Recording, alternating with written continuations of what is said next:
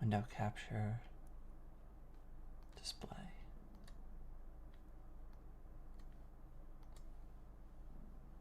Okay. I have it on mute right now. Please work, please work, please work. Okay. I have it on mute right now. Please work, please work, please work. Okay. I have it on mute right now. Please work. It works. Please work. I don't know if you can hear it, but it works now. There's probably an echo because like it's running through my speaker at the same time. So let me turn that off. But it does work. Holy shit! It fucking finally works. Oh my god. Holy smokes! This took fucking forever. Oh my god. Finally. Finally. Holy shit. That took fucking forever.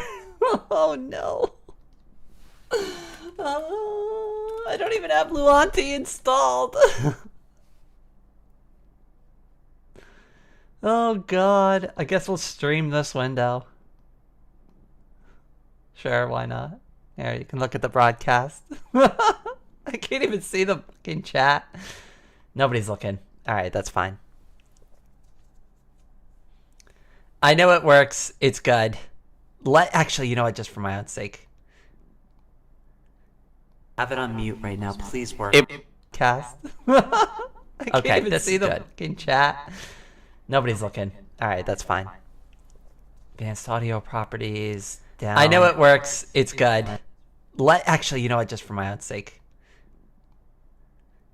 Have it on mute right now. Please work.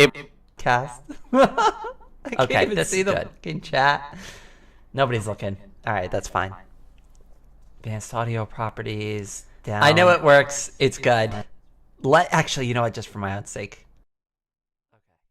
I think that'll do it. Oh my god. Holy shit, this took fucking forever. Okay, dokie. Wait, why is this at minus 40 decibels? What the fuck? How about minus 4? How about something that's like not absolutely batshit insane? Alright, wait for the delay. Wait, why is this at minus 40 decibels? What the fuck? How about minus 4? How about something that's like not absolutely batshit insane? That's pretty good. Alright, wait for the delay. Wait, why is this at minus 40 decibels? What the fuck? How about minus 4? How about something that's like not absolutely batshit insane? That's pretty good. Alright, wait for the delay. Wait, why is this at minus 40 decibels? What the fuck? How about minus 4? How about something that's like not absolutely batshit insane? That's pretty good. Alright, wait for the delay. Okay, nobody's watching. I'm done.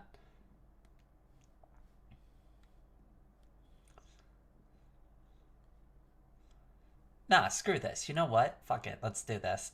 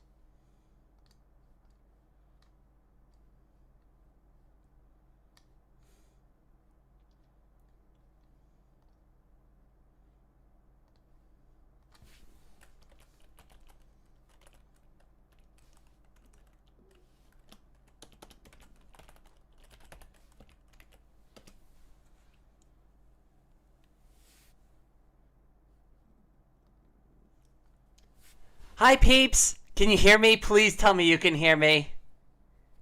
Sorry, I was trying to share the link to the thing. I'm literally just getting everything set up right now. I have no idea. Escape, welcome. Peeps, welcome. Oh my goodness. Please tell me you can hear me. Please tell me this works. Holy shit. Now I can hear. Yes. Oh my goodness. Me and Niku have been working for what, like an hour and a half on this now? Like 45 minutes? We finally just got it working. Lemon Zest was helping me too. So like, it was Miss Anna, Lemon Zest, Niku, Scarlet, like all four of them have all like variously tried to help me over the past 48 hours to get the streams back up and running again. Loud and clear. I know. I'm sorry. I've got to adjust everything. I'm like, this is the most like, this is now officially the most scuffed rain live stream in existence.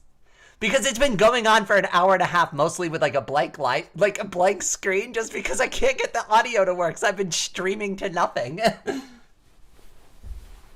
Oh my goodness, Escape, I don't have anything set up. There's nothing set up. I have nothing. There is no ding, no reward, no pop-up on screen. So everybody, it's up to you.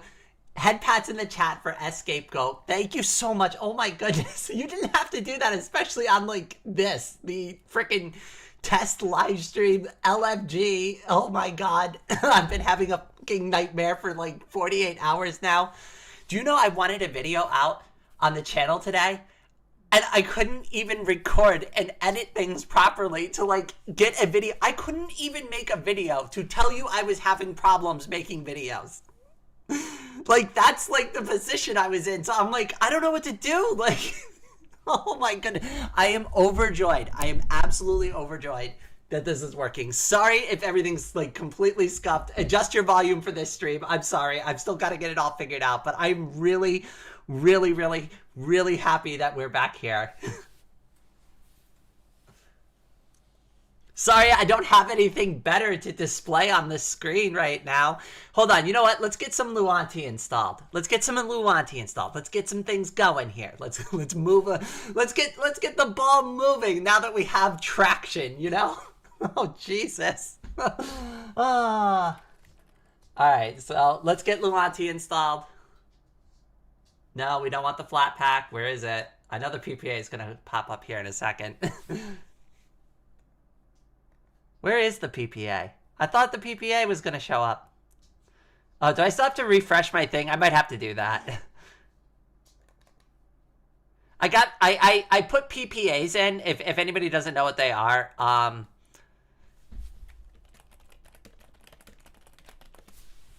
They are these right here. So I got a bunch of them for like Luanti, for OBS, and using the PPA for OBS after switching to Mint 22 resolved the issue. It was a bug specifically with the Flatpak version, and because I was running on Linux Mint Debian edition, I couldn't get the version of OBS that actually had like this issue resolved. So that was actually like the big hubbubalub in the background, right? Is that all of a sudden the Flatpak that I was using, that I had everything set up on, bugged out. I couldn't record. I couldn't get my audio to work.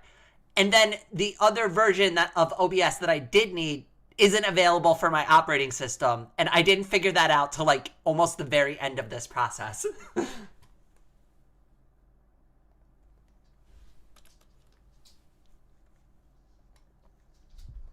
Oh, wait. I still don't get how PPAs work very well. Hold on, you have to bear with me. My left ear is really enjoying the stream. Oh, shit. Hold on, wait. I forgot. Wait, you gotta go to advanced audio properties, and you gotta tick this box, and now it should be pushing the audio to both channels. Hold on, I've done a lot of figuring out in the past 48 hours. Like, now I know how to troubleshoot everything. I've figured out literally every single thing that you could figure out with, like, OBS and all this weird shit. What is a PPA? It, like, prioritizes the, like, the software manager, so it, like, kind of, like, says, oh, download this instead. Wait, what did Niku say? Hold on, wait, am I screwing this up? We can only see YouTube Studio. Oh no! I forgot you can't see anything that I'm doing. Hold on, wait. Here we go. Okay, that would help, right? This would help a lot. There we go. See, I can only see the flat hub. There we go. So software sources. Let me do this again. Welcome to the most scuffed live stream ever. Anyway, so here's all the PPAs that I have now. So I guess they like kind of like, and I'm sure like Niku could probably explain this better, or somebody like Lemon's Ass could probably explain this slightly better, but basically it just kind of just says, here's like the most stable, up-to-date version, grab this version of the software instead. Hopefully that makes sense. Wait, do I not have the Luanti one in here? I don't see it. Maybe that's why it's not working. Maybe because I didn't actually do things properly. Whoopsie daisy. Oopsie me. Sorry about that. Give me a second. Let me get everything fixed. Where's the PPA for Luanti?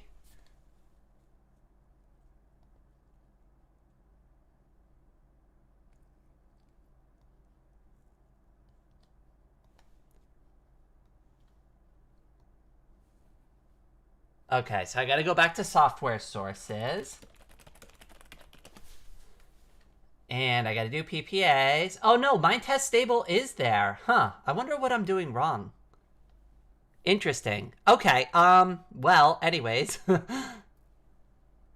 Wait, once a broadcast has been created, your live chat will appear here. It is created. I don't know how to create it any further. Oh god, everything's scuffed. Okay, well, I guess YouTube doesn't want to show me chat. I guess apparently Luanti does have it. Yes, it's an official PPA. Yeah, I just haven't figured out how to make it work yet. Would it be under Mind Test instead? Would it? Oh, it would be. I think I was because I was looking it up under Luanti. Yeah, there it is. That's the one I'm looking for.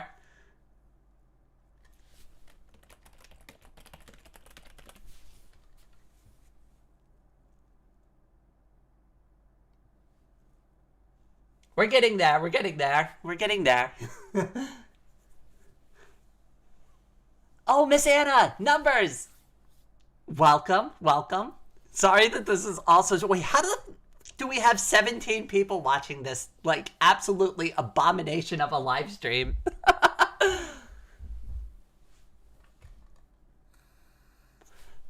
Well, welcome.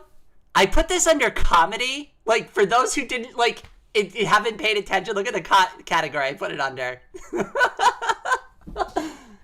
Trust me, the real joke here is me.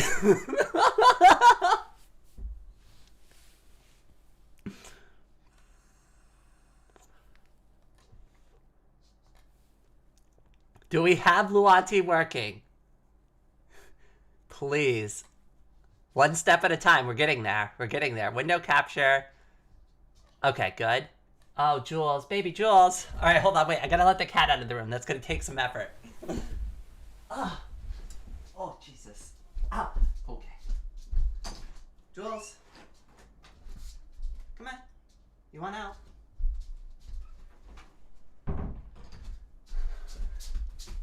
Okay, sorry. I wasn't at all prepared to stream today. I didn't even know if this was gonna work.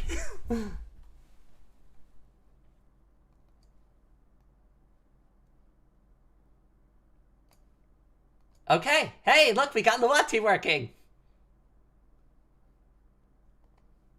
Yay!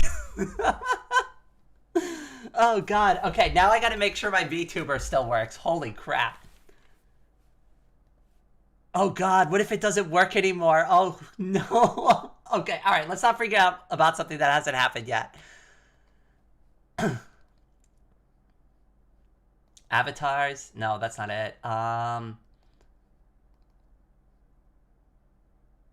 Oh no! No! Don't do that! Don't do that. Load the avatar. Where is it? No! It's all gone! Oh god! I gotta redo it again. Oh. Oh no. Okay, so the config file didn't get saved. So I don't have my avatar now. I gotta rebuild it today. Hold on, I'll show you what it looks like right now. It's ridiculous. Hold on. Where is it? Display capture? No, it is a window capture. Avatar. Oh, my poor avatar. Oh wait, that's the folder. There it is. Hi. Hi, welcome to the stream, everybody. How y'all doing today? Oh god, this is a freaking mess. Hey, at least I'm on the screen again. Okay. Alright, well, that works. Hi. Nice to meet you. My name's Rain. I'm not feeling myself today. Oh goodness. Rain gone. Hi, default. Hello, welcome to the stream. Oh god, this is awful. I mean, but it works. It works. Okay, here's the thing. I can fix all of this. I can put my avatar back together, right? I can get everything I absolutely need back together and put back together again now that we're here. The thing that was holding me back is that I couldn't record my voice onto anything. I couldn't live stream and I couldn't make videos. Like, everything else can be fixed. Everything else, the stream elements can be added back in. I can make everything over from scratch again. I don't mind doing it. It's just, like, if I can't, like, broadcast properly, then there's no show. There's no more YouTube channel.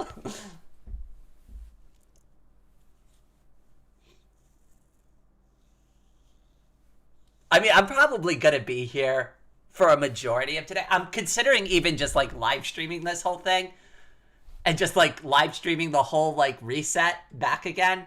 I do need a break for a few minutes, though, because this has been intense. Like, it has been nonstop. Like, literally, the only things I've done is eat, sleep, troubleshoot, and crash out about why my troubleshooting is not working. That is all I have done for, like, I kid you not, for, like, 2.5 days straight now.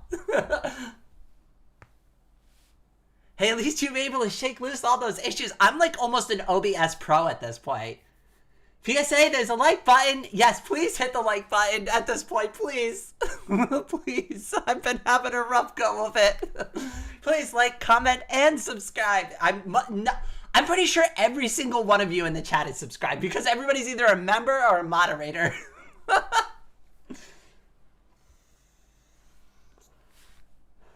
I don't think there's anybody here to hit the subscribe button. Oh well.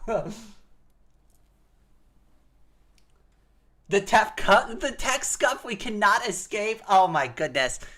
I'm just happy it's done and over with now, right? Like, I mean, we're here. We're good. Everything's fine. Everything's fine. Everything's fine. And we got 20 new members. Holy shit. Thank you again, Escape. That was, like, incredibly generous.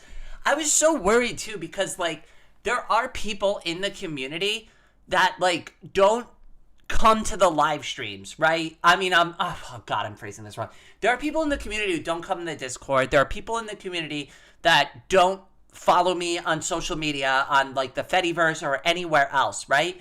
And those are the folks that I get worried about because, like, I really don't have, if I can't get on live stream or I can't make a video, I don't have a good way to communicate with those subscribers. So there's probably about 250 of you in the Discord, and you'll get my updates. You're all, like, locked in on what's going on there. It's the other 2,000 X people on the channel that have no idea what's going on.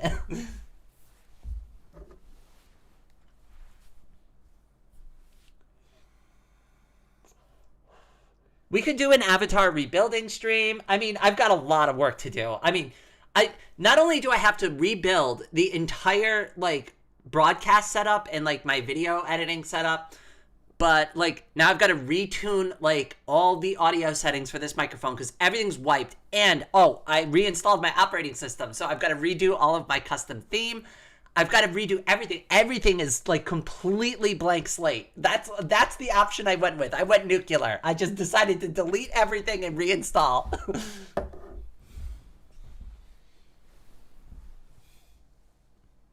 Are you able to write like an update on your YouTube channel? I did. I posted an update last night because I still didn't know if I'd get it working today. And we only had one stream this week. And I couldn't even get the audio working. So I did post an update that I would be working on it still. Like, I'm still going to be constantly troubleshooting it. But I'm not going to be able to put anything out on the channel until I get it fixed. So I just wanted to loop everybody in. Because, like I said, I think maybe I'm the one who's, like, freaking more out about it. But I'm the one who's also, like, in the thick of it. But I just want to make sure everybody knows that, like, in case anybody's like, oh, did I miss a live stream? Did I miss a video? Did I miss something? Like, no, you didn't miss anything. I'm just, I'm in my own little tech hell world right now. I've been sucked into the tech nightmare apocalypse for 48 hours and got shot out the other side. Thankfully, no worse for the wear, just a little burnt out and stressed.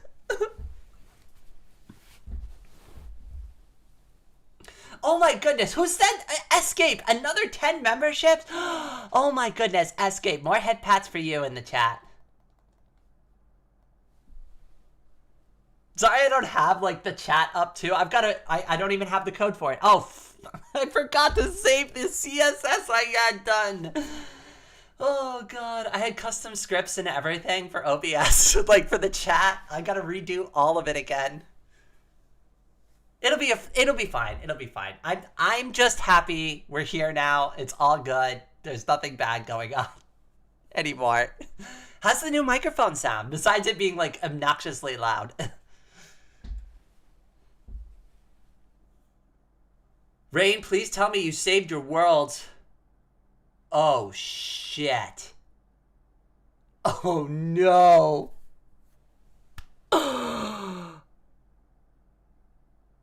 Niku, guess what I forgot to do? Niku, guess what I forgot to back up in my haste of backing things up? Oh god, thank goodness a majority of what I'm working on is on the SMP, which is not hosted on my local machine. But oh no, that means all the test worlds are gone. All the things I'd been that's actually kind of bad. Oh no. Oh god. Well, yeah. Nope, that's a thing. That's a real thing that happened. Yes, that's real. No, yeah, I forgot to back them up. I got everything else though. I'm like, okay, what else did I miss? I'm like, I got all the videos. I got all my photos. I got all of my downloaded assets, right? I've got all of my music files, right? Like, I've got everything I need to make content. I didn't even think about the game. It's not the end of the world. It's not the end of the world, right? Like, we're good. We're good. Everything's going to be fine still. I don't mind rebuilding things. I'm not going to cry over little bits of spilled milk, especially when, the milk factory was on fire 5 seconds ago. And we just put it out.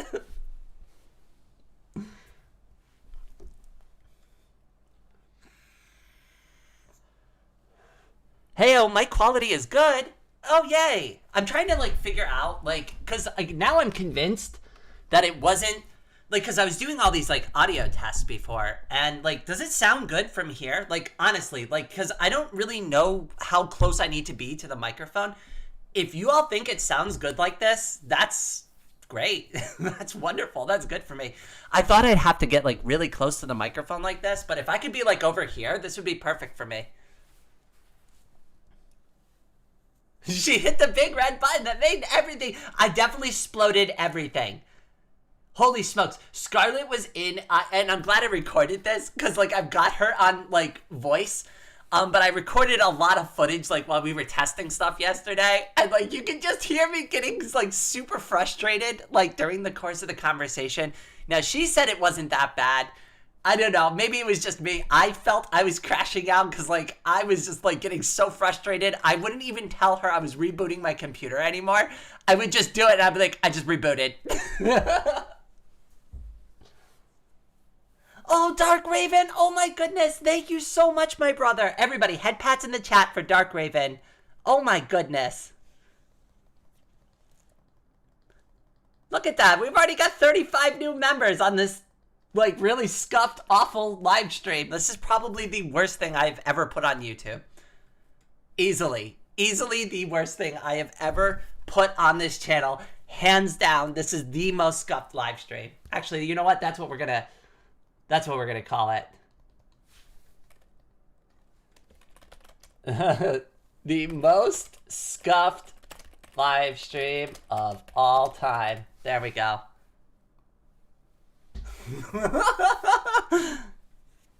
This is how it'll stay. You know what? I'll keep it public on the channel too. I don't even care. You can all go back and rewatch Rain's misery for several hours.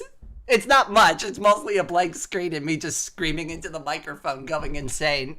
You won't hear any of it because the microphone didn't work. I thrive in the scuff? Me too, apparently. Apparently I do too. Wait, that's too much affection and love. There's never too much affection for the burb. Everybody, give love to the burb. That is an order.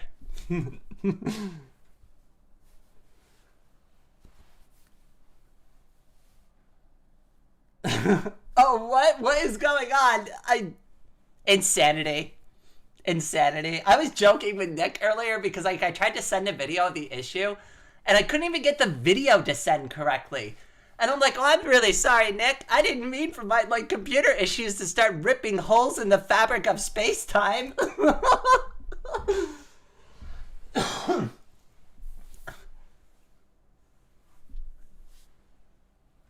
Another victory for future historians. This is gonna make it into the Rain documentary, isn't it? Yeah, like there's anybody who's gonna make a documentary about me. But hypothetically speaking, if there was, this'll make it in, right? This will be the moment. What are we gonna call it? Rain, True Life Stories. Crashing out.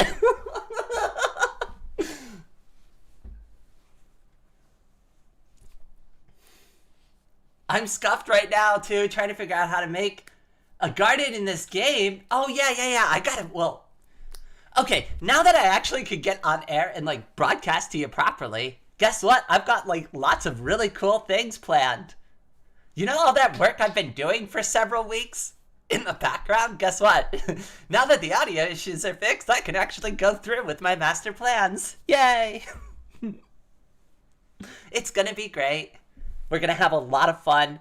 You're going to see me on stream more often. There's going to be more content. It's going to be super chill. I'm really excited about it.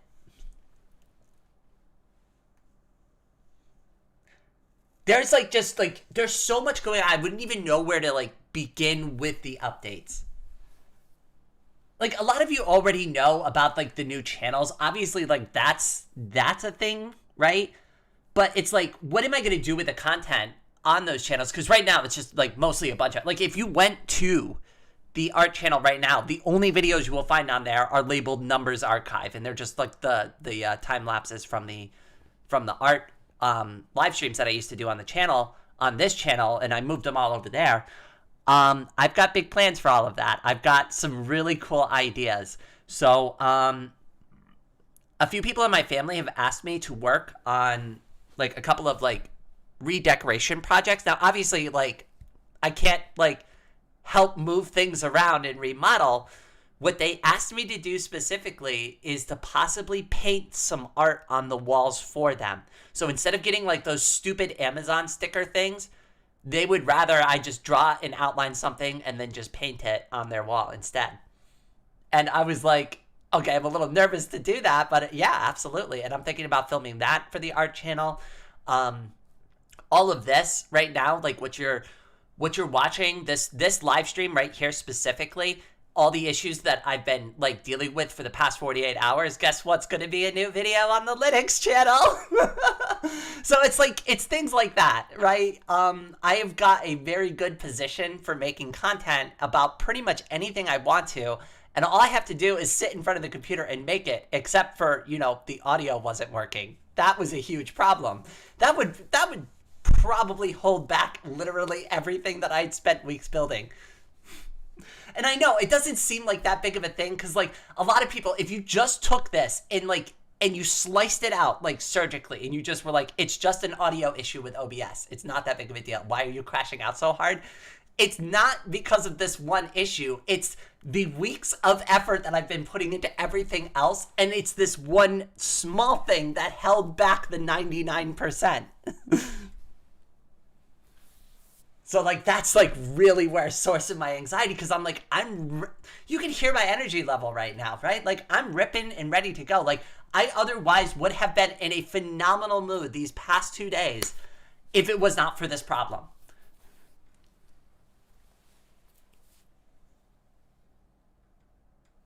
Yo, sounds cool. Yeah. So like right now, this live stream, everything that like was going on with it, like all of that, like, I mean, obviously not the whole live stream, right? But like parts of it that are relevant to the video will make it in.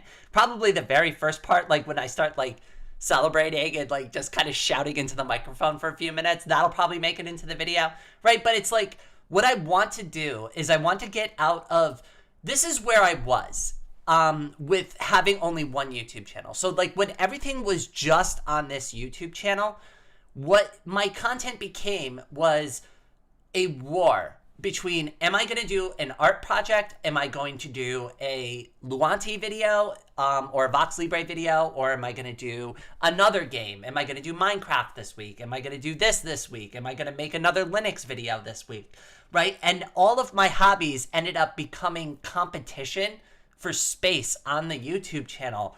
And what I ended up finding was happening to me is I was getting myself choked out creatively, because I very much want to work on Project X. But this week it's supposed to be Luanti video, or it's supposed to be an art video this week, right? So then I have to like shelve my projects, and it was like draining me mentally. Because, like, instead of just, like, stepping on the gas and just, like, jumping into things, like, the way I want to, I'm, like, psychologically, like, folding it up into a box and saying, no, put it away. And then by the time I go to do it, all the passion, all the fun, all the things that made it good to begin with are completely gone from the equation. And that's just not a healthy place to create from. It's something that I've had a very heart-to-heart conversation with a couple of like content creators that I'm friends with. And I'm like, it's all well and good, but like one of the biggest lessons I've learned about doing this is it has to be sustainable. It has to be fun, and it has to be sustainable. You can't do anything if it's just work. If it all feels like work and it's all stress, you're never going to get anywhere with this. So that's what I'm trying to get back to. And I'm like, I'm really happy because now all of this shit is fixed. Well, I mean, obviously I still got to fix like it, but like it works.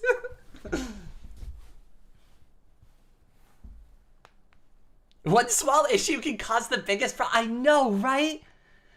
Miss Anna, you've been a member for 4 months. I like Scuffed Rain. Here's to only 4 months. I know. Oh. I don't know if Maddie has been going around and telling anybody, but there's going to be some stuff coming out for the chat soon. I asked her to work on a very special project.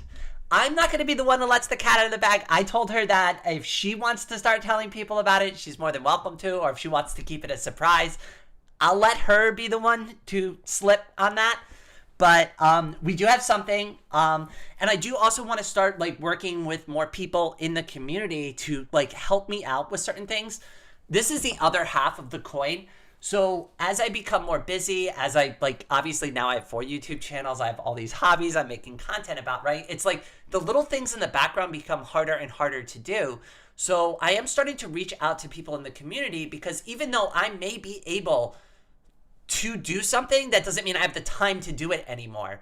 And instead of letting things just fall on the back burner and not get done anymore, I may actually just turn to people in the community and be like, hey, you're a musician. Can you do this for me? I'll pay you. You're an artist. Can you take care of this for me? I will pay you for it, right? And just get things done. Instead of just putting it off or just saying, I'll find time for it next week or later today, and it never gets done, I'm just going to start asking for people to help. And if I have to pay them, great. Because I really do want to pay everybody if I can. Like, if I come to you and I ask you for something, like art related or asset related, like, definitely don't just give it to me for free. I know the temptation there, right? You're like, but it's for the community. It's like, but I also want to reward you for your hard work. Now, you set the price. You tell me what you consider fair work for your contribution, but I do want to give you something for it. Like, I don't want to just be like, oh, thank you. Thanks for the freebie. Bye.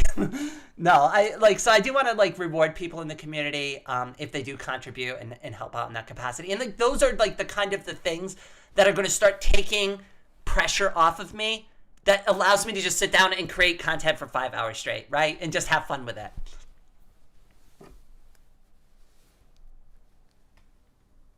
Oh my goodness, Escape, another 10 memberships? Everybody, head back to the chat again for Escape. Living up to their name, the GOAT as always. Thank you so much. Oh my goodness. I'm so happy to be back. This is... God. Oh, you know what freaking Scarlett said to me the other day? Ironically, I'm looking at my default character. So Scarlett has seen a few pictures of me, like cisgender, and she told me, she's like, you know, when you were cis, you looked like the fucking average default character for any video game. And I'm like, oh, come on. That's so mean. It was true, though. I definitely looked like the default character in a video game. I was so, like, bland and average. Like, I could just... Like, I've done that in Fallout 4. If you scroll over 1 and go for the bald guy with, like, the 5 o'clock shadow, that literally looked like how I used to look when I was cisgender. It was perfect. I didn't even edit it. I was just like, oh, yay, they made me in the game already.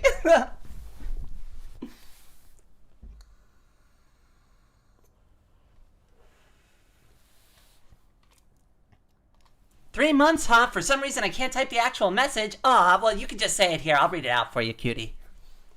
Thank you so much for being a member for 3 months. Oh, my goodness. Rain bought the character customizations DLC. Oh, don't you worry. We're still... this is going to be so great, too, because, like, I finally got an art stream off. Finally. It was impromptu, but I was, like...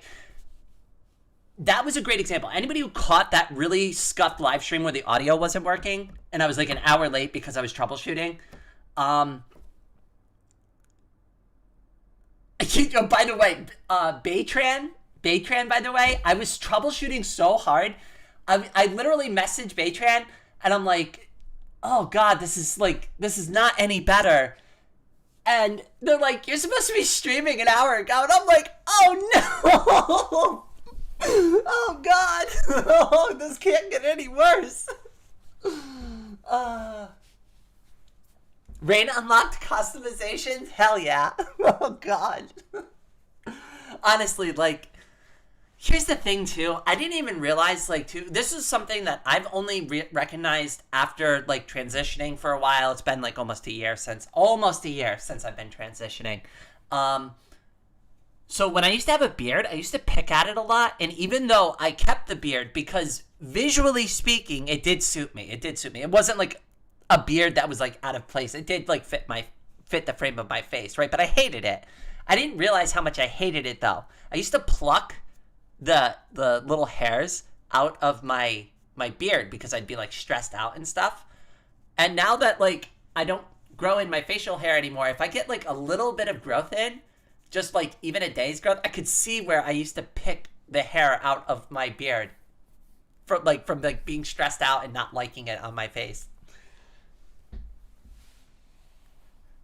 I don't know. I didn't even realize that I was doing something like that. Like, it's something that I've noticed after the fact. I'm like, I must have been like pulling the hair out of my chin or something.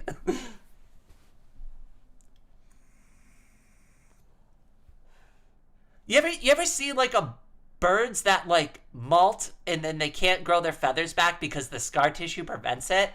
Like that's kind of like what was going on.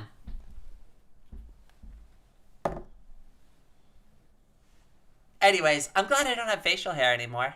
I do very badly, very, very badly. I know this is kind of unrelated, but I do very badly need to get laser surgery on my face. That is something that I would love to save up for. I don't have the means to even save up for it. Like, I just don't. I don't. It's something that if I had the money to do it, I would get it done. I would have gotten it done 6 months ago. I don't have the means, the money, or a way to even save for it. It's just something I just got to put on the table for now.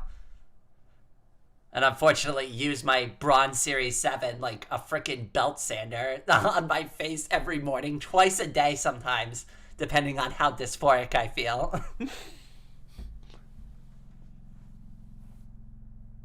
Laser would be so good. Oh my goodness. It would literally fix everything. Because like, it's not even... Oh wait, there is an obvious visual element to it that's like problematic for me.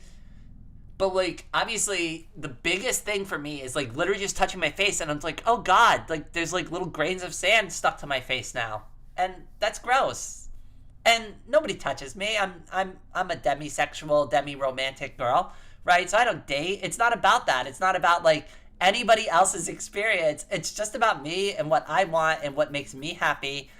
And that's kind of hard to explain to some people. I've had this conversation with my mom, and you know, like with my mom, she can ask me like very open and honest questions about things that, you know, obviously she would never feel comfortable asking anybody else in our community. And I'm just very honest with her about like some of the things I go through and experience, and she's very honest with me where she's like, I don't understand, because like one of the things I told her is like, oh, my cisgender clothes make me feel bad. And she's like, I don't get that. I wear hoodies and I wear my husband's clothes all the time and it never makes me feel that way. And I'm like, well, yeah, but you know, I was born cisgender male and now I identify as female. I'm like, that's working against me. It's not only working against me as far as my looks are concerned, but psychologically, I'm now wearing clothes that I used to identify as someone else with. So it's like, it's not just the clothes. It's like the other psychological factors that go with wearing the clothes. And that's why I want them gone. And it probably could have even just been a different set of clothes and it probably would have made me feel better. But it was also specifically that set of clothes that I've always had. And it makes me feel like my old self keeping them. That's why I want to get rid of them. Wait, is Kuro here? Kuro, guess what? I got it fixed. Hi, I see that everything is going as planned and nothing is going wrong. Yes, nothing has been going wrong. Nothing at all. You've actually, it's just been hunky-dory. Nothing to see here. Everything's fine. Just humming along like normal. Hope you like my new personality and look. What do you think of the new stream improvements, Kuro? Do you think they're good? Oh, God.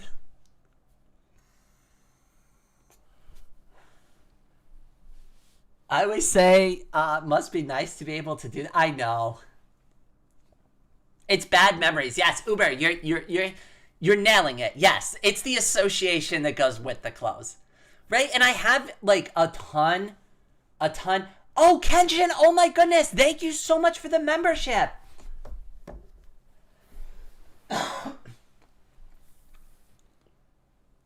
So, I have like all new clothes now. So like all my cisgender clothes are gone. All my cisgender shoes are gone. All my cisgender socks are gone. All my cisgender unmentionables are gone. I'm not going to say what they are. They're my, you know, undergarments. That's all I'll say about that, right? Like, that's all gone. Everything's gone. There's nothing here anymore that is both A, associated with my old life, and B, is like going to drag me down or make me feel weird or manly or dysphoric in any way. Everything in my bedroom supports the gender I identify with. And it's like, it's a really nice place to be there. So that's also something that I've been working on this whole time. But I'm a poor girl. On limited income. And it's really hard to do stuff like this. Like, if the accident never happened and I still transitioned, right? And like, let's say I was able-bodied and I was still at my old job, like none of this, I would have not even batted an eye at any of this. I would have just gone out and just bought the things I needed and just like, oh, I'm a girl now, I'll just buy new clothes, right? Like this wouldn't have been a problem for me, but it's because I'm in the situation I'm in that made it so much more difficult. But, you know, I've scrounged, I've splurged, I've begged people for hand-me-downs, and I've gone thrift shopping, and, you know, I'm happy with everything I have now. Evil cisgender socks. They're just so ugly. God, I have had them for decades at this point. It has to be literal decades. Most of them had holes in them. Most of them were worn. Most of them were covered with like that fuzzy, gross shit that you just get on your socks for wearing them from years and years and years. Time to go. Time to throw them out. Like they should have probably been thrown out 5 years ago. It was time. It was time to get rid of the socks. And buy nice, cute, new feminine socks that fit my whole new look. 0% of my room makes me happy in any way. Escape. I understand that. Exactly. I've shown this on the channel before. Let me grab a photo real quick. I want to show this again. Oh, fuck. I forgot. I don't have anything. Okay, well, hold on a second. I gotta log into my accounts now, too. I forgot. I'm completely... Oh, God.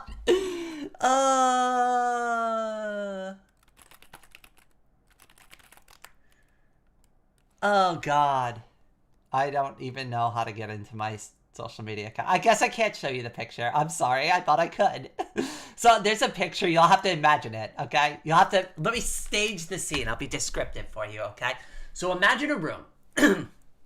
A blank room. With a single twin mattress. Everything on the walls is completely bare. The bed sheets are black. The pillowcase is a bland dark blue color. And there is a single plushie, my very first plushie that I had ever bought, sitting on the bed. And that is what my room used to be. It was cold, it was dark, it was uncaring, and it was unfeeling. And it reflected exactly the kind of person I used to be, which was just empty and blank. And that's probably why I looked like the default fucking main character. Right? Like, I mean, realistically, that's probably why. I was the literal blank slate anybody could put a canvas on. And yet I was like, yeah, no, we're going to roll with that for the rest of my life and just try to live with it.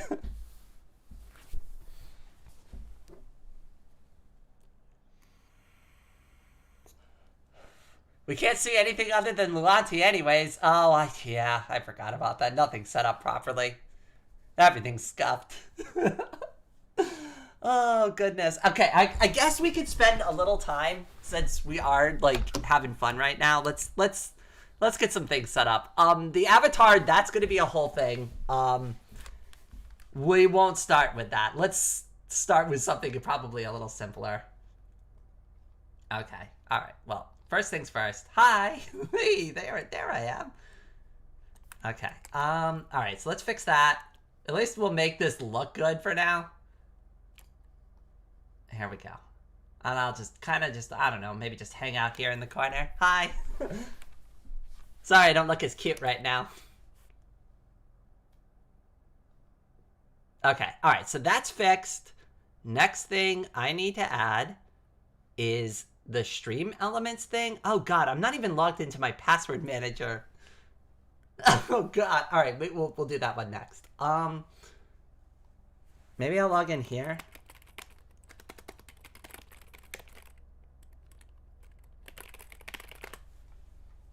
I don't even know where to get started anymore. I can't even see the chat in OBS. That's like where, all right, you know where I need to start? I need to get my password manager set back up. That's actually the best place to get started. I can't do anything without my password manager. And obviously I'm not streaming this part. Alright, so Proton password. Okay. I don't want you all seeing what I do with my my password manager.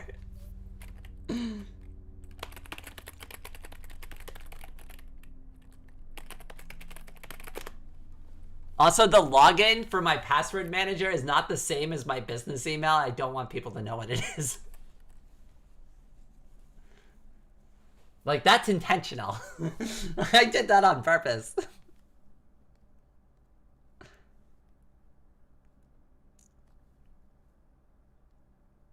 Okay, alright.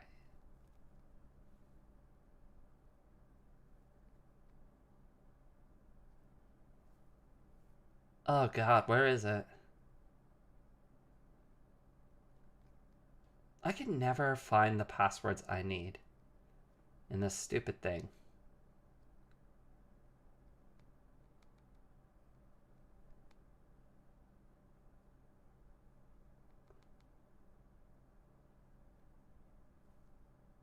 Alright, I just want the logins. Where is the...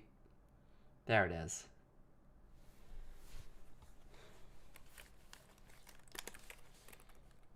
Sorry, it's going to take me a second because my passwords are absolute insanity. Oh god, and I got to type it out manually.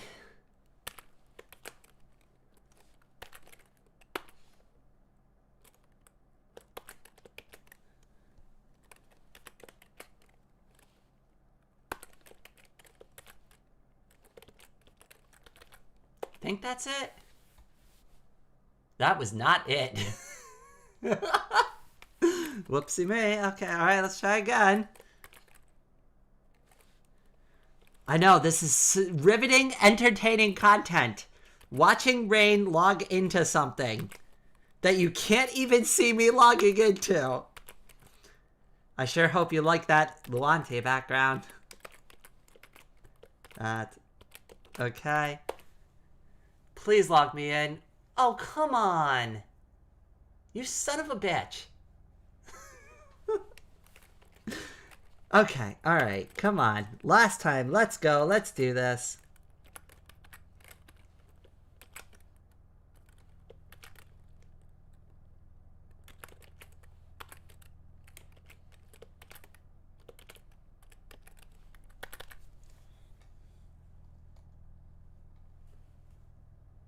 What the...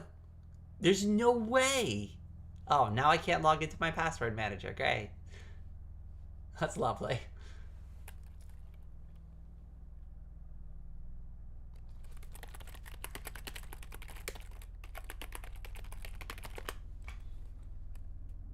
Alright, let me try one more time.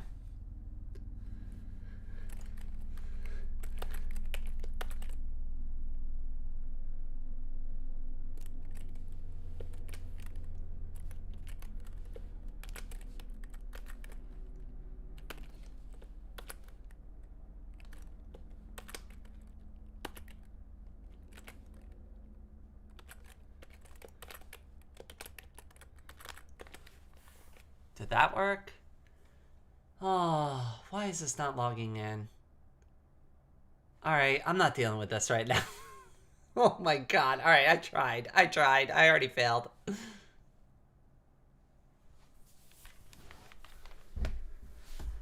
I love these emotes. I'm glad you do.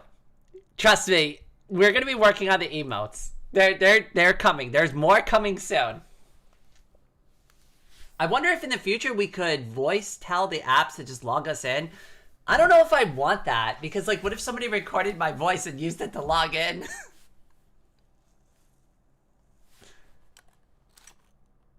I really don't understand why I cannot log in with my username and password. This is mildly concerning.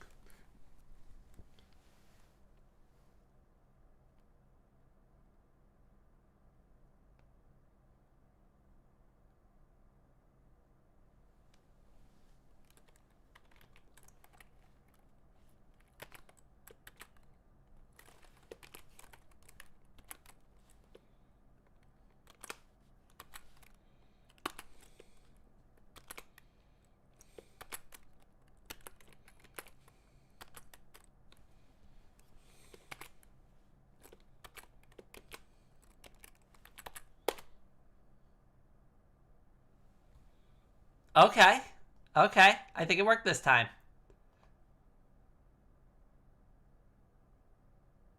Yay, it worked.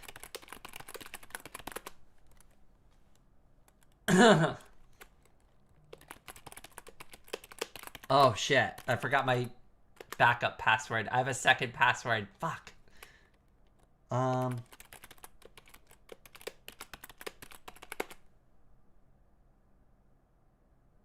Yes. Okay. All right. Good. All right. I do some really crazy shit with like my password setup, so like it can get a little wonky to log into shit.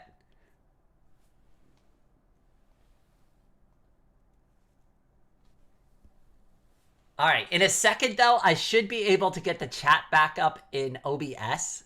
Give me just one more minute.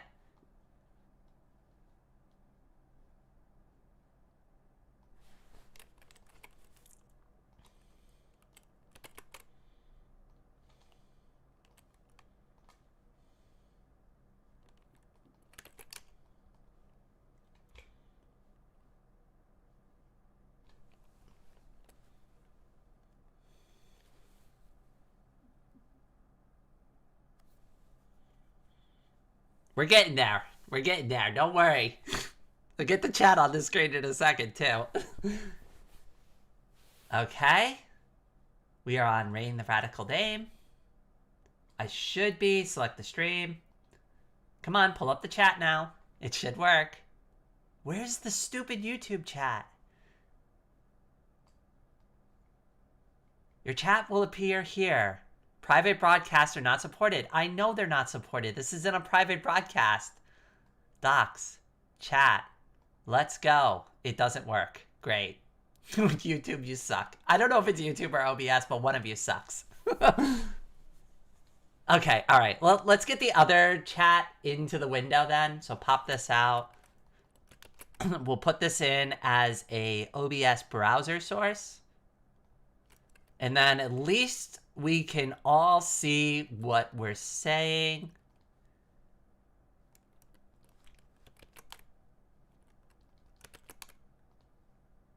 Okay. Yay! There we go. There's the YouTube chat. I still gotta, like, adjust it. What was that? Kuru! Her text-to-speech won't work, so silent head pat. Hey, I still caught it. I pulled that up literally just in time. Everybody, head pats in the chat for Kuru. Oh my goodness. You tried to sneak that one past me. You gotta get up way earlier in the morning to sneak one past old Rainy. I appreciate it so much. Oh my goodness. Okay, let's get this stupid thing adjusted. Oh god, this thing's a nightmare. I don't even want to look at it. It's ugly. Okay, alright. First things first. How do I crop? Yeah, because I don't want it like this. I want some of it removed. So what about Alt? No, Alt doesn't do. Oh, I forgot. I gotta set up the thing because Linux Mint is weird with the Alt. How do I do that? Keyboard. How do I change that? Shortcuts, layout. Use less common on layout. What was it? What was the button? There's a setting you have to uncheck in Linux Mint, and it's like, oh, use the Alt key for like what it's normally used for and not our weird moving window thing. Include less common layouts in the selection list. Allow different layouts. No, that's not it. What is it? What's the button? I know it's here somewhere. Oh, for God's sake. I wonder if... Niku, if you're still in the chat, can you, like, you know what I'm talking about, right? Like, when you press Alt on Linux Mint, by default, it wants to move the windows. And I know the setting exists. I know it's there because I've checked the box before. You know what I'm talking about, right? With the Alt key. Please, somebody know what I'm talking about with the Alt key, and I just don't sound like a crazy lady on, on the microphone right now.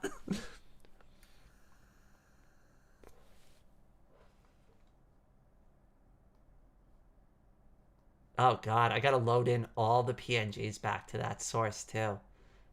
That sucks. Oh god, why did I do it like this? This is awful. I should have thought this through better. I didn't.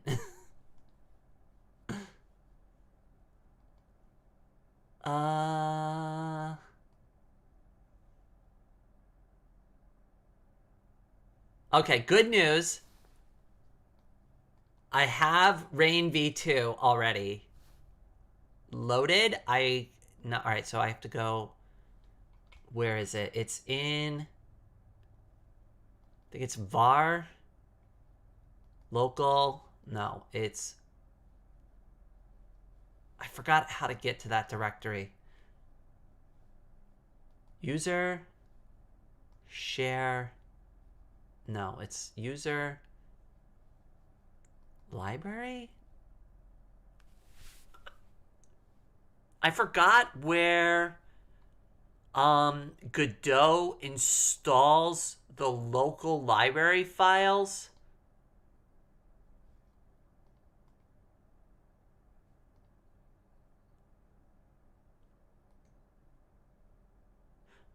I think it's in the home directory, but I don't remember. Maybe it's under .var app. Nope, that's not it. Where is it? .local, share, Godot. There it is, found it. Never mind, I got it. Don't worry. We good. We good. We good. Rain's got this. All right. So the next thing would be to grab the actual things we need, the avatar file. So we'll grab the PNG Rain V2, copy, move that over to the correct directory, paste. Okay. Now, when I open this up, Rain V2 should be there. Yay! Okay. This is gonna be the fun part. Oh god, I don't remember how any of this works. This could take forever. Yep, there's one of the arms. Okay, alright. Hold on a second. Let's delete this. Delete this. This has gotta go. This has gotta go. And this has gotta go. Okay, first things first. We need to add the body. I think it's under belly. There's my stomach. Actually, yeah, we'll do that. And then, okay, there's the second part. That might need to be adjusted a bit. I think they go up a little higher than that. I think it's like right about here is where they're supposed to set. And then, where is that? Okay, there's my face. It's gonna take a bit.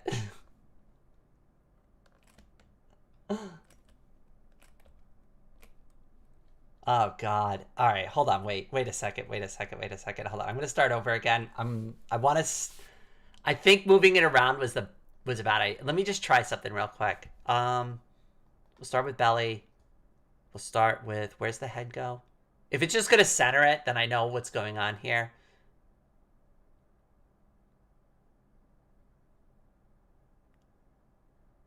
Okay, where's the face? Come on. All right, well, there's the neck. Okay, yeah, so it's just going to center everything. That's stupid. Okay. Oh, this is going to suck. Okay.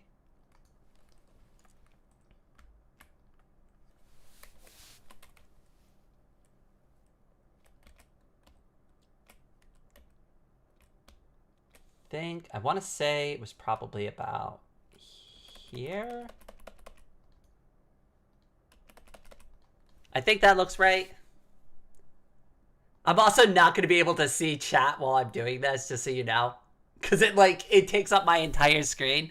So I just want to, let people be aware of that. I cannot see what you're doing or saying while I'm doing this. This is as close as it gets to seeing Star Trek teleportations do its thing, rematerializing people. Hey, listen, this is some sort of weird scuffed teleportation technique. I will agree to that. Okay. Okay. Next one would probably be... Oh, we need the layering tool, too, so that we know that these are in the correct layers. Okay. All right. So far, so good. All right. So the next one is going to be... Actually, I don't know which one the next one is. Arms, A. Wasn't the neck. Where's the other part of my chest? Hair, back, face, bow, eyes, closed. Oh, no, I don't remember. Torso? I think it might be torso. Is it torso? Yay, it's torso. Okay, there we go. We found it.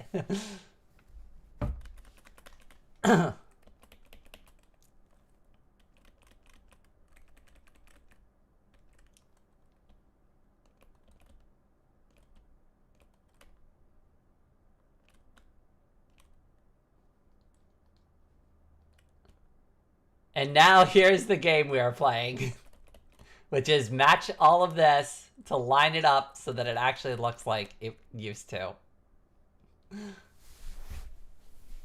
Yay! I'm a bouncing torso.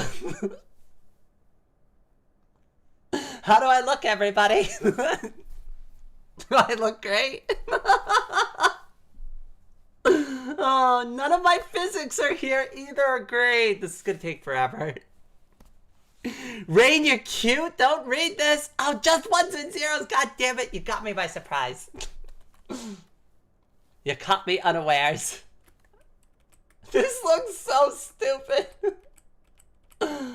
Oh, goodness. Oh, this is going to be fun.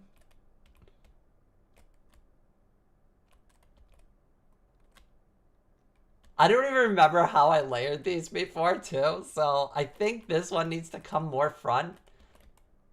Like, I think it needs to be part of the front layer. I want to say, I don't actually remember how I did this. They blend into each other, though, right? But I don't remember how they were layered. I think that looks right. It's almost there. Like, I think it was this. And then maybe this comes up a little more. I think that's correct. Hold on, let's add my arms.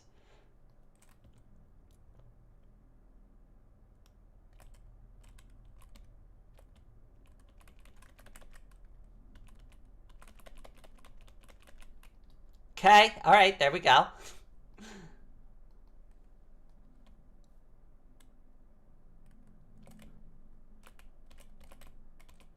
Okay. All right, we're getting there. We're getting there. It's coming together. How do I look now? Am I beautiful? Would you call me beautiful still? Would you still call me cute if I'm just a headless torso with half arms? Rain the headless. I like it. Rain the radical headless. Rain the Radical Headless Dame. Oh my god, we've just found a new nickname. I'm doing that next week. I'm not next week. Oh, Jesus Christ. I'm doing that next year for Halloween. I'm going to be Rainy the Headless Radical Horseman.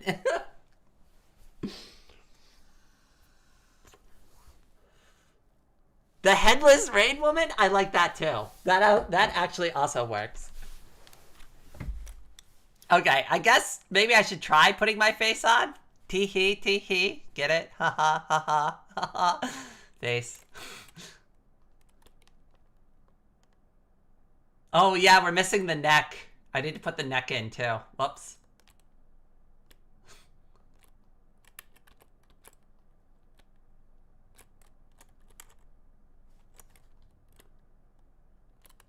Where's my neck? I need my neck. Oh, goodness. Okay, there's my neck.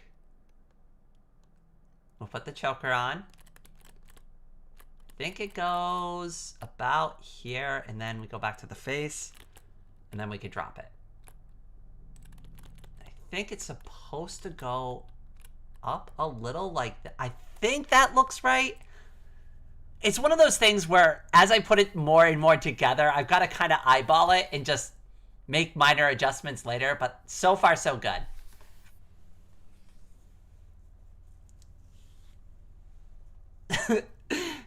Do you like this? Do you like the way I look without my face on?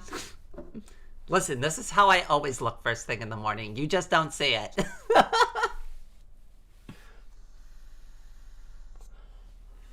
How's my day going? Oh my God.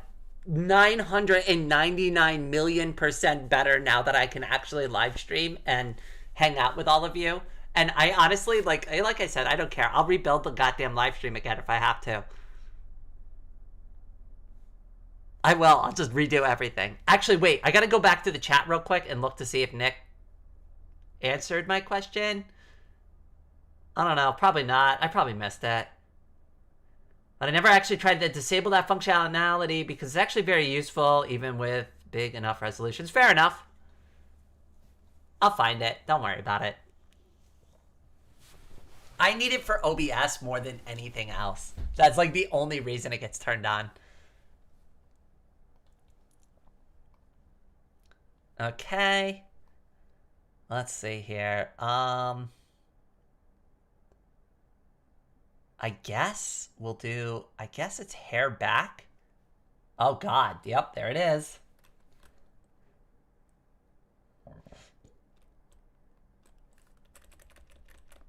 Okay, so there's the back of my hair.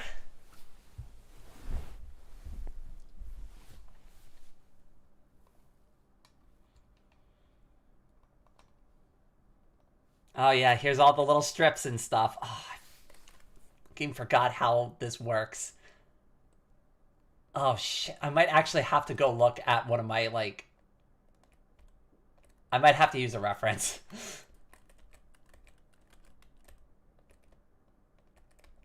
I don't exactly remember how I put this together. Oh shit.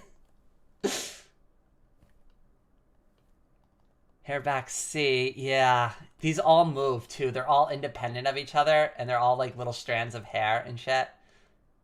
They're all supposed to hang off my face like this. I just don't remember how I set them up.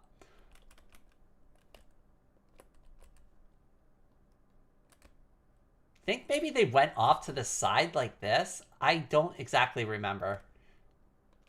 I want to say they were like over here.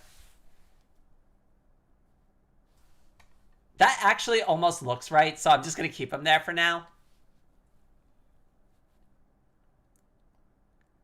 Face, front, frown. I don't want the frown. Meh face? Wait, what's meh face? Why? What the hell did that just do to my thing?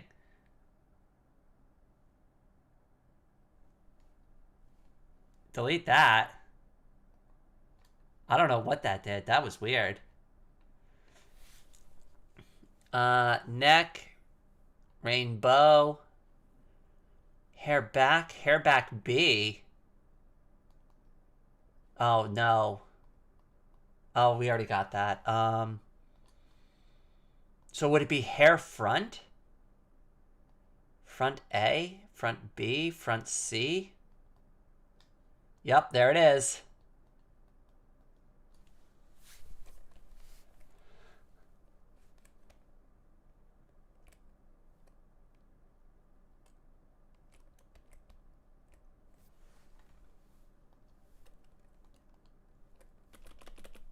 Okay, yeah, like that. We're getting there.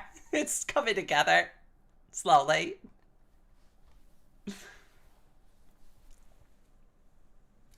Rain, I left you a screenshot in Discord. Oh, thank you. I appreciate it. Yeah, I'm realizing now that live stream chat is probably not the best format to be asking for advice from.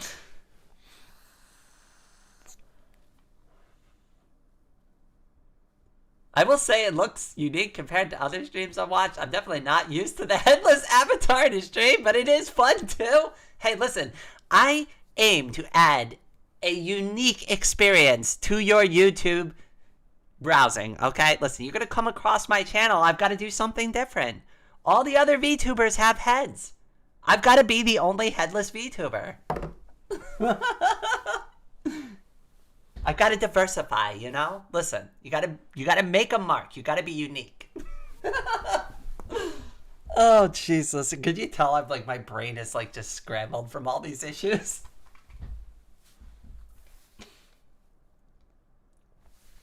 Oh, actually, I need to stretch for a second. Hold on. Oh.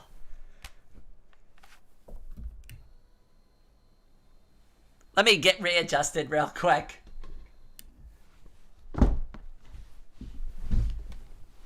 Headless Rain Cutie as a name for the avatar. Oh, you know what? Like I said, for Halloween, I will set up a Headless Rain avatar. What I'll do is I'll move the head under my arm so that it looks like I'm holding my own head as like a Halloween prop. Yeah, I know. This is insane. Like, I can't believe how many people are actually watching this crap. Like, seriously, you're all watching this, like, horrible scuffed live stream where I basically just complained about my life problems and set up my OBS again?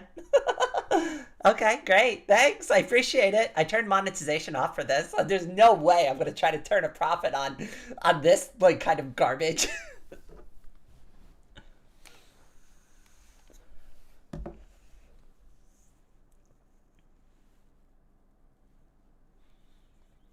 All right, let's see here. What are we missing? We need an eye. How about an eye? An eye will humanize this a lot. Where's my eye? Rain eye open. There we go.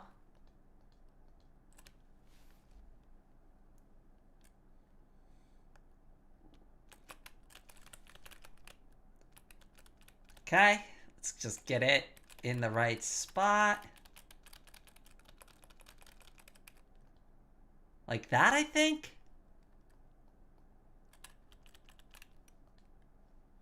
And then I think the hair's got to move over a little bit more because I don't recall it being in the way. So maybe it was like over here. That looks kind of correct to me. Okay, all right, let's face, front.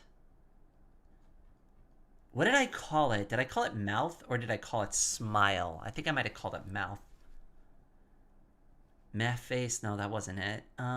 What is it? Cat mouth? Yeah, see, these things don't work. I don't know why that doesn't work. I must have just screwed it up. Cat ear left, cat ear right, cat tail, face. It's not face. Front A, front B, front C. Frown. We'll just do the frown for now. Wait, what the? Why does it keep doing this? That's so weird. Front A, front C, hair back, meh face, neck. Rain, those are the bows. Eye closed. Oh, mouth closed. Mouth closed. Mouth open. That's what we want.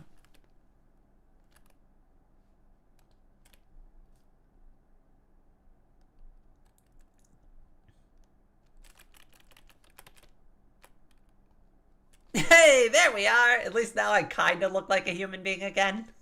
A little. We're getting there. It's coming together. Is it hard to do the animations for your avatar? No, because they're all split into little pieces.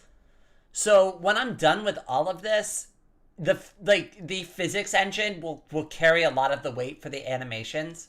It's just really what's the more important thing to do right now is to make sure that this is all set up properly in the right spots. And then I have to also change all the anchor points. So that's one of the next things. Once I have this kind of staged the way I want to, then you have to go in and you see where this anchor point is in the center. Well, you actually have to change that. And I forgot exactly what button you're supposed to press, but you're supposed to press, I think it was either Alt or Control. And you need to move the anchor point, but I can't remember exactly what key it was. It was one of them.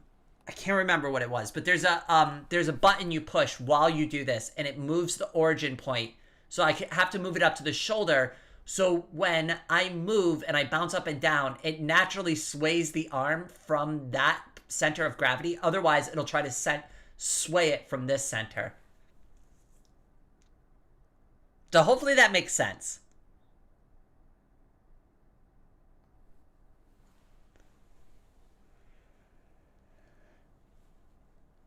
Maddie, welcome back.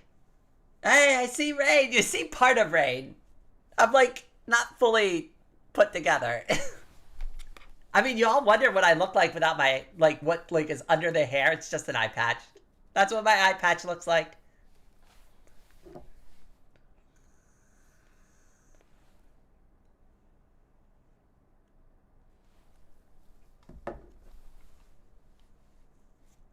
Hey, Rain's somewhat reassembled. Yes, this is the slowest oh god, the slowest Star Trek teleporter in world history. We have never seen a slower transition. Okay, all right, where were we? Let's get back to it. Oh god. Okay. Oh goodness. Oh my god. Okay, all right, we're good. We're good. I'm adjusted now.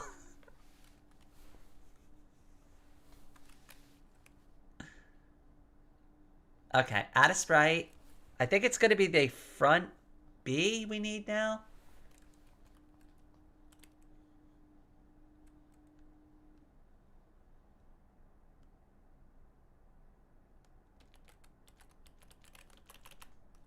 Okay. And front C. I think I might have these backwards. Yep, I've got them backwards.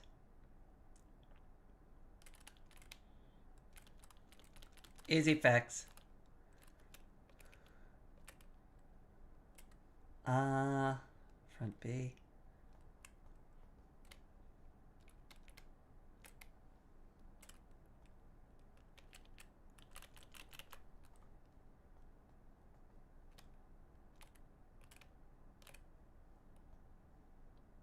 I think it was like this. Like I said, I'm going to have to look at some references and stuff. But I think that looks right.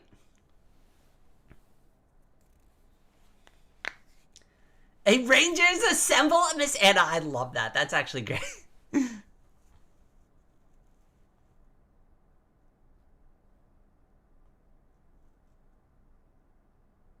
What program is this? This is PNG Tuber Plus.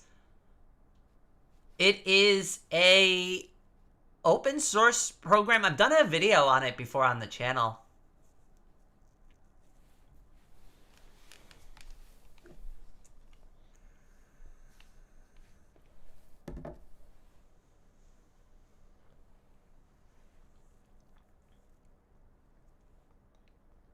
Okay, let's see if there's any other hair to add.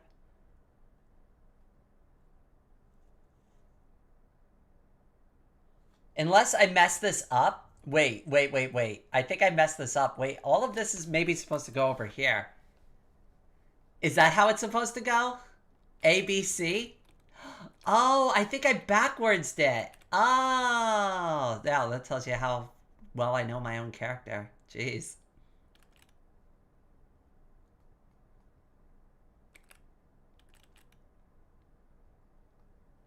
That looks better. That's still not right, but it looks better.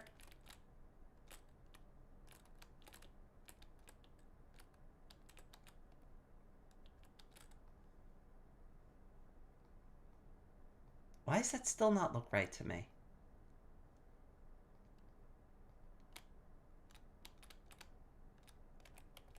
Unless it's supposed to like just go up against that line? No? How did I have this before? I want to say it was like this.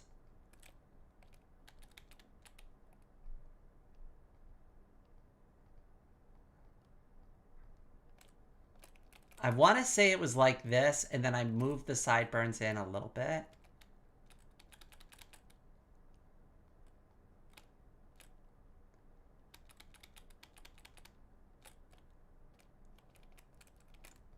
I think kind of like this. I'm going to have to go back to some of the older streams and look.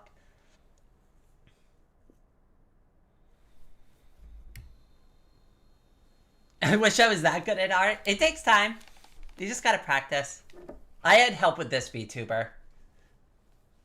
If you ever need any advice and stuff, I'm actually going to redraw this entire model too. at some point.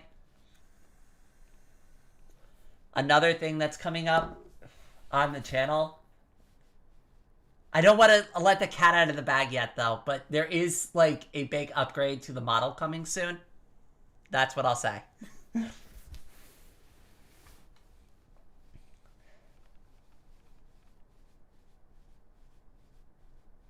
This is the strangest jigsaw puzzle I've ever seen. I know, that's basically all this is. Basically, but, like, anybody who's ever wondered how this works, that's all you really do, though, is you just draw the parts in like, a drawing software, and then you export the parts out that you want to move individually, and you just rebuild it together back using the PNG Tuber Plus software. And it's all just really just about, like, adjusting it, like, making, like, little micro adjustments here and there, and then just, like, getting, like, the things you want on the avatar.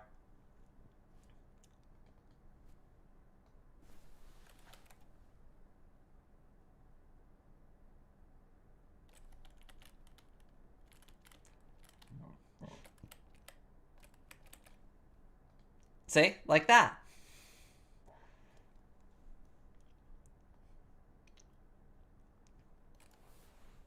Rain rescuffed? Oh, goodness. Well, eventually, too, like, I'll be able to swap out all this stuff. So, like, the mouth and stuff like that, the eyes I can eventually make blink once I adjust them to, like, the right spot. Actually, hold on. Nope, that's not a mouth. That's an eye. That's an open eye. And then we can do the closed eye. Let's get blinking. Blinking will help.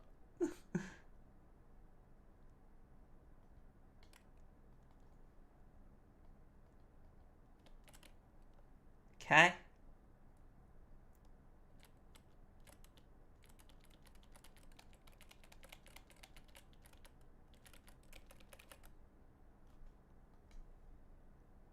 All right, so now I should blink. If I set this up right, when I do blink. Come on, blink. Blink. Why didn't that work? That's the open eye. Where's the closed eye?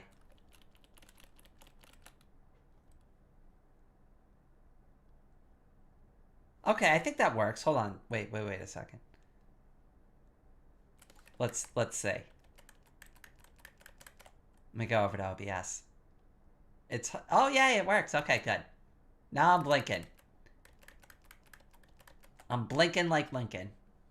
I don't know what that means. Don't listen to me. Mouth closed.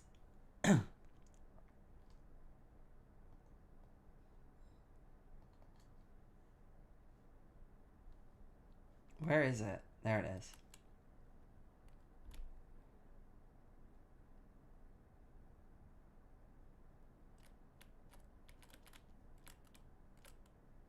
Okay. And then mouth open. So now well, it's almost there. That's so weird looking. Almost got it though.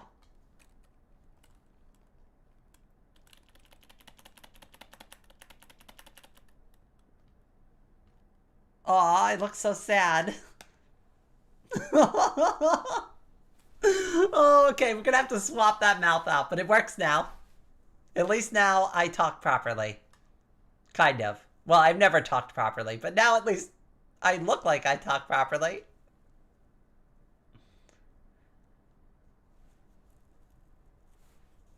Okay, we gotta fix the frown.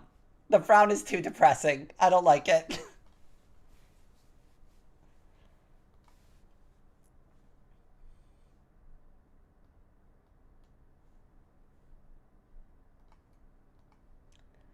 What was the other one? Rain mouth closed too. Where is that? I want to see that. That is probably the one that I used before that fixed it.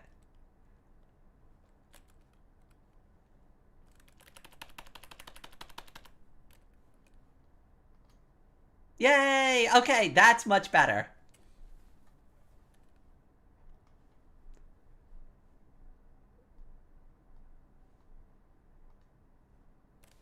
Okay, so if I do that, yay! Now it looks like I'm talking properly. All right, now we got to adjust the lip syncing. So we want the mouth to adjust. I think this is probably the most natural way it's going to look like. Like when I enunciate, I just want it to look like the mouth like kind of opens and closes. It's like a trick. It's not actually like lip syncing. It's just kind of timing the like the frames of the animation to match like what I'm doing with the audio. But it should work now. It should look like I'm talking. What is my favorite music? I love Vocaloid music. I also like death metal. A lot of people don't expect that answer. But I'm like, yeah, so like what kind of like stuff? I like Lamb of God, Atreyu, Shadows Fall, Disturbed. What else do you like? Hatsune Miku. Oh, I love Miku music. No, it's quite the range, you know? We go from, you know, I'm thinking Miku, Miku, ooh, ooh, to like, death metal. So, that's like the kind of stuff I listen to, though. I love metal. I'm glad you do. Oh, I also love Kill Switch Engage. Kill Switch Engage is so good. Alive or Just Breathing. That album is sick. If you haven't heard that album yet, you need to do yourself a favor and turn my live stream off and forget that rain exists. And you need to go listen to that album because it's fucking amazing.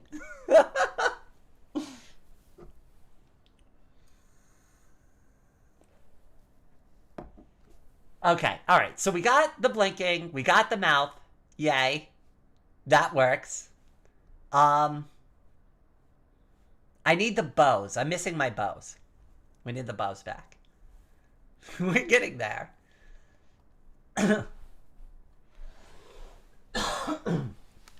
Oh, pardon me. I still have that little cold. Let's see here. Add new sprite. Where is it? I want my bows. Yay. Give me my bow. Should just go straight on the top of my head like that. Yeah! Alright, now we're looking more like rain. The hair is definitely not in the right spot, though. I'm going to lift this up a little bit more. This is what I mean, though. It's all about adjusting. I think these are down too low. That's probably part of the problem.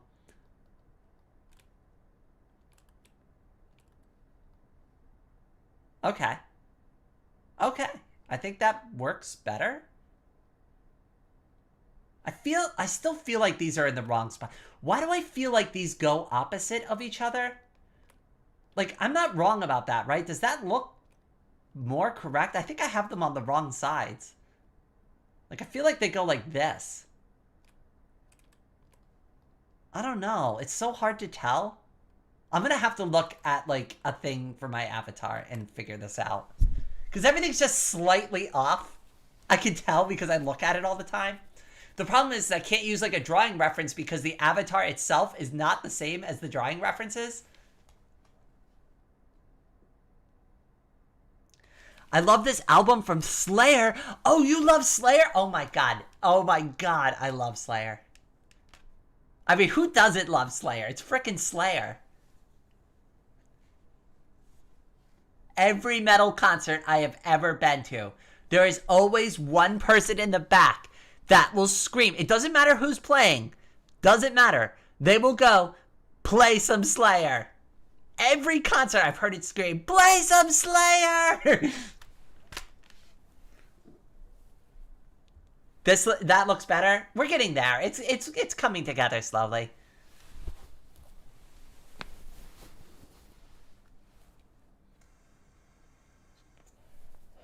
Slayer matched. Oh God, I love Slayer. I used to be so into death metal.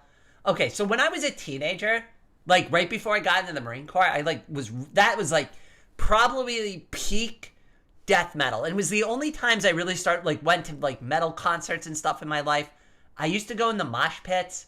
I would get frickin' wrecked all the time because I was skinny and frail and mushy, but I still like doing it anyways. You know, I'm starting to realize I might be a masochist.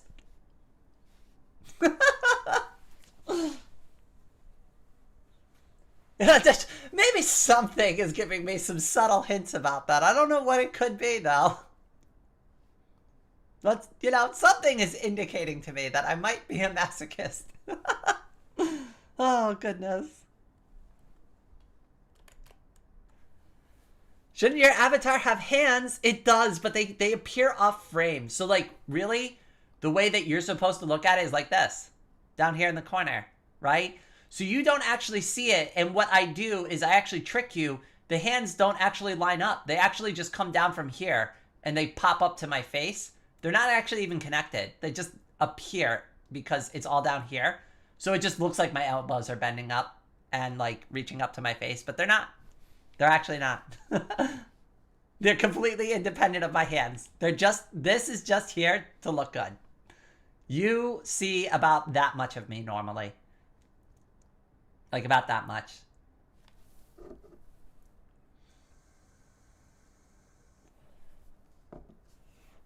It's an illusion. You'll find this, like, you'll find that a lot of artists do this, especially when they don't need to draw every single thing for, like, because it's not going to be displayed, right? You're not going to see it. So it's a creative cut. What happened to the old model? The old model exists. You're looking at it. What happened is I have to put it back together properly again. That is what's going on right now. It's like everything's a mess. Everything's destroyed. Oh, God. The physics on this is going to take forever, too. We haven't even linked this all together yet. We haven't even linked it yet. Like, that's the next step once I get all the parts in the right spot. I've now got to link them together to the correct body parts so that they don't look all wiggly and weird when I bounce. Because as of right now, I'm just bouncing statically. I need it to bounce dynamically. I need things to move independent of each other. That's going to be really hard to do. That's the part that I might do off stream because it's not even going to be fun. It's just really just endless amounts of like tinkering with small numbers until the physics look right. Did something break? Yes, everything. My heart, my soul, my computer, my setup. Which one do you want? It's on a mess on the floor somewhere. I'm just kidding. It's fine now, but like the past 2 days have been a freaking nightmare. Oh my goodness. It's been an absolute disaster. Everything that could go wrong did go wrong. Nothing like a nice, fresh, minty operating system. 22.2 to be specific. Slayer Divine Information? Oh yeah, Slayer came down all right. Slayed the shit out of my setup. I don't even know what happened, too. You know what I think happened, honestly, Nick? I think what happened is the flat pack got updated. They introduced a bug to the flat pack, and because I was using the flat pack for everything, it just broke everything.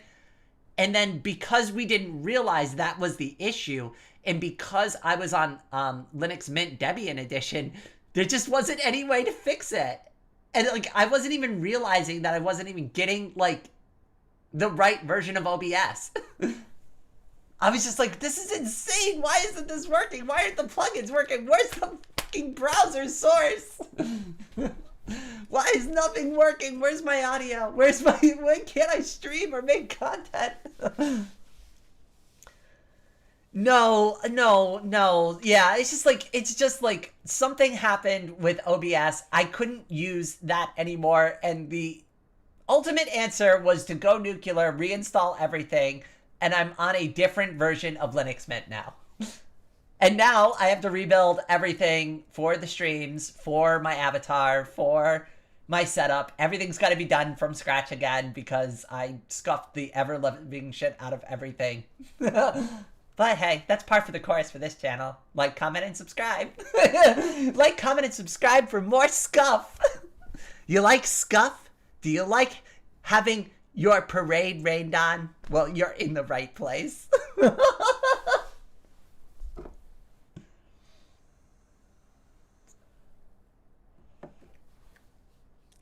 So are you still using OBS? Yes. Everything works though. Oh, Kat, your new hard drive was, oh, my goodness. The timing was literally perfect for this issue to come down at the time and your hard drive to show up when it did. I can't thank you enough because everything got backed up to. I had gigs and gigs and gigs and gigs of just raw video footage that I would not have been able to move if, like, I would have had to either delete it or find, like, a bunch of, like, random thumb drives and, like, try to organize it that way. Like, I did not have enough space on my current backup drive to deal with it.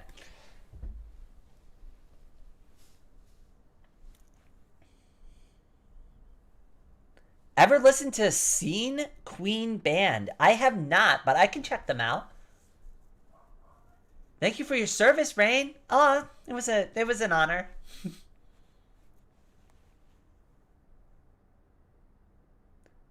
End of your backup is your... Oh, I know. Well, you know, I mean, this was a long time coming anyways. All right, there's something wrong with my hair. Hold on, I gotta fix this. This isn't right. I can tell. I'm looking at it. I'm the freaking artist who came up with this character. I can tell my hair is wrong. It's got to be this way. I'll look at it again, but I'm like, now I'm confident that it goes this way.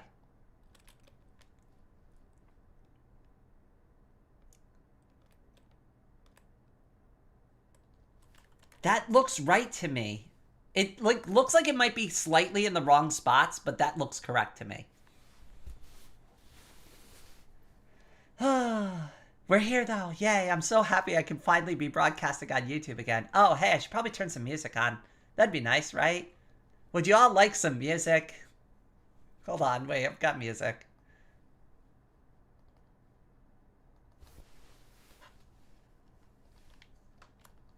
Open with, yeah, we'll do it that way. And then drop the volume way down.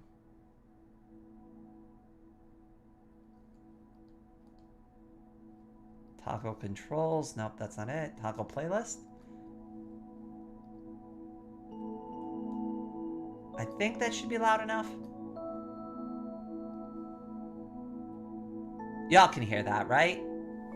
Hopefully it's not too loud. I'll try to adjust the volume so it's not like competing with my voice. But again, everything's scuffed.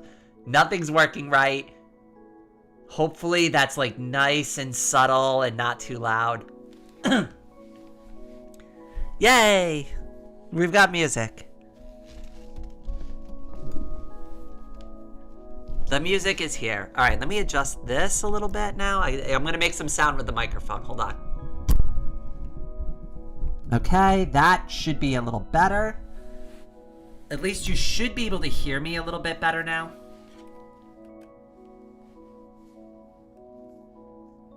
Oh, they're round. That's why they're weird. Yeah. Well, they're part of my they're supposed to be like bouncy parts of my sideburns. Scene Queen is like if Barbie started a metal band. Okay, now you've got my attention.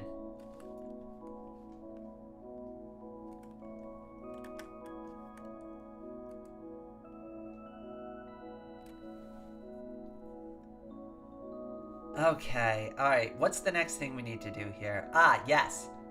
Filters. Let us add a 3-band equalizer. And we'll drop the mids down just slightly. Just ever so slightly.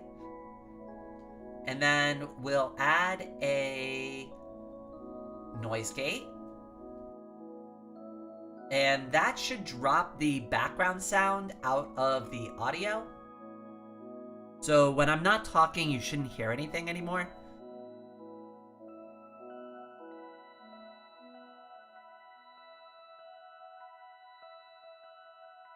And then we'll do, not noise suppression. I don't think I need noise suppression. Actually, we'll keep the noise suppression and we'll also do a limiter. And we'll set the limiter to -6. And then that way, if like I scream by accident or anything, I don't blow out anybody's eardrums by accident. But I think that should fix everything. What's my favorite video game? Probably Vox Libre right now. I like Vox Libre. I also am a huge fan of Stardew Valley. I am a huge fan of Fallout 4. I love Fallout 4. I love Factorio. I love RimWorld. I love... There are a lot of games that I love. And there's a lot of new games that I'm going to be playing on the channel soon, too. That's going to be really... I am really excited because I really want to play Cult of Lamb. That's a great game. I can't wait to do that one. That's going to be a fun one.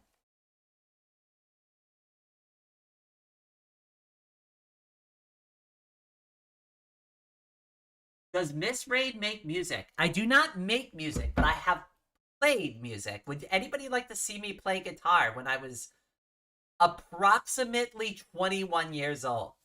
Would anybody like to hear that? I'm probably going to get a strike because it's... Oh shit, I can't play it because it's Red Hot Chili Peppers. I'm going to get a copyright strike if I play it. Escape. Unfortunately, the only place I can put that is in the Discord. I won't be able to play that on the channel.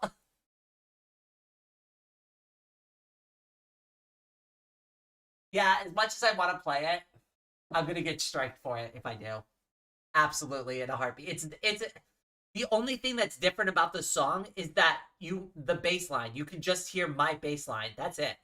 That's not enough for YouTube to go, yeah, no copyright strike. You right? You know what I mean?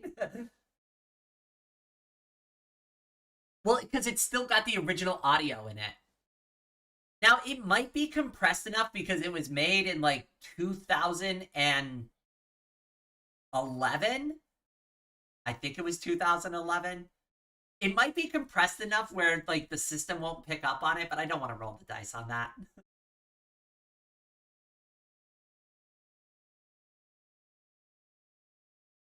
Rain forgot about OpenTTD. I did. We actually have like I actually put together a group in the Discord now too for OpenTTD. I'm setting up gaming groups too, like in the Discord for people. We also have a Dungeons and Dragons group. I haven't even had a chance to talk about that. So Miss Anna is going to be hosting Dungeons and Dragons. I'm going to be playing every week going forward. I think there might be a game this week. Holy shit, I've got to check with Miss Anna. Oh shit, I completely forgot about that. Anyway, so there should be a game this week. We've got like even like our own stage for it called the Portal of Viewing. So anybody who wants to watch us play D&D can watch and participate. It's not like, well, you can talk amongst yourselves in the audience and stuff like that if you want to. But the players will be on stage. Miss Anna will be on stage, DMing it. And I just thought it'd be fun, like a fun little community thing. The community stuff is coming back. I do want to run weekly community events again. I know that fell off for a little while. I want to bring it back. What ended up happening is that I did the Vox Libre SMP server for the community event, and then that ended up just turning into like a real thing for the channel. And then ever since then, I forgot to do community stuff. So we're going to be bringing back community gaming events. So that's coming back soon too.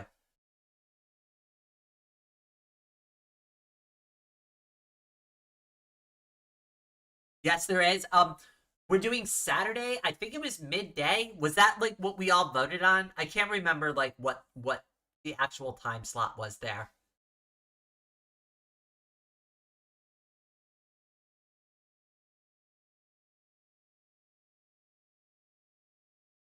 The music sounds relaxing. I'm glad you love it.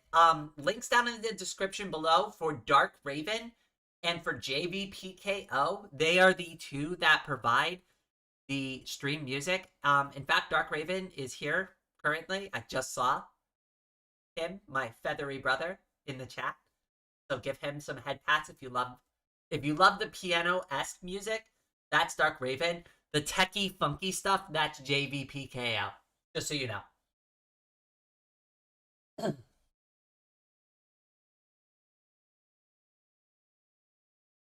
Speaking of games, have you ever played Lunacid? No, I don't think I've ever even heard of that. What's it about? Cult of Rain sounds like an awesome brand name or a cool movie title. That is exactly what I was gonna name the cult in the game. Cult of Rain. Right? Who doesn't want to be part of a rain cult? What's the cult for? We worship rain. It sounds so benign. Well, it isn't. Like, oh, just those crazy girls are just worshiping the weather. There's nothing wrong with that. All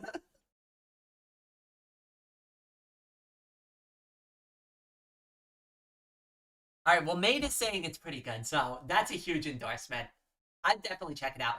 If I forget, Maid, can you remind me later? But I'm not going to put that on you. So, but like, if you just happen to remember also while we're talking later, could you just be like, oh, hey, Rain, remember that thing I was supposed to remember? And then I'll be like, oh, yeah, what was that thing that I told you to remember? And then we'll go from there.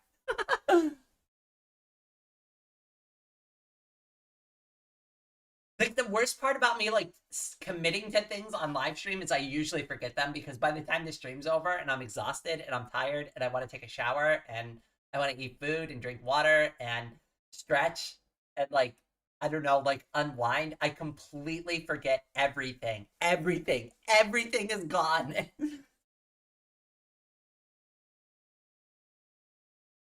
What games will I never play? Ooh. I will never play another Blizzard title. Never again. Never. I hate Blizzard. The worst part about Blizzard is I used to love them. They used to be one of my favorite gaming companies. But they have trashed every single ounce of goodwill that I used to have for them. And just, that's it. I won't give them money anymore. I deleted my account too. Even though I bought the games. I know I lost all my licenses to all my games. I don't care. I'm not going to play them anymore. I don't support Blizzard. I never will. There's no amount of money that the CEO of Blizzard can come and give me and change my opinion. I'm sorry. Your company sucks.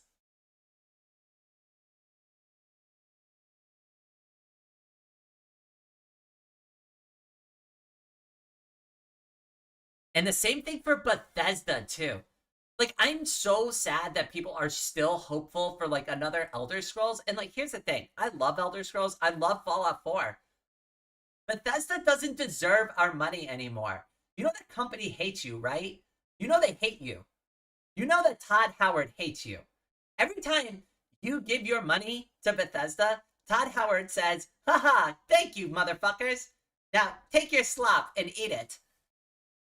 Todd Howard doesn't give a shit about you. Bethesda doesn't give a shit about you. They just want your money, and they're going to give you the most basic, shitty product. And I used to be the biggest fangirl for Bethesda. I used to forgive all the bugs, and I'm like, oh, they're cute. They're cute. The bugs are cute. They're fun. They add to the playing experience. They don't. Get your shit together. Get your shit together. Fallout 76 was a fucking disaster, and I still want my actual real bottle of quality whiskey, and I want my canvas bag. You owe me. I want the real shit that I was promised. Never pre-ordering anything ever again. Ever. I'm sorry. I know I've crashed out about this a few times, but I hate it. I hate it. It was the most anti-consumer thing I've ever seen in my entire life.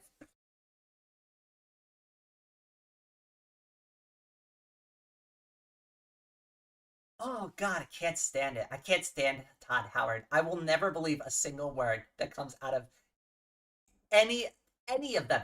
Bethesda, Blizzard, nothing. I'm completely done with those companies. And that sucks. Now I'll play the older games because I've already bought them. So like for Bethesda games, I'll keep those. Blizzard, after I heard about like the whole cubicle like roaming thing, I'm just like, okay, that's way too disgusting.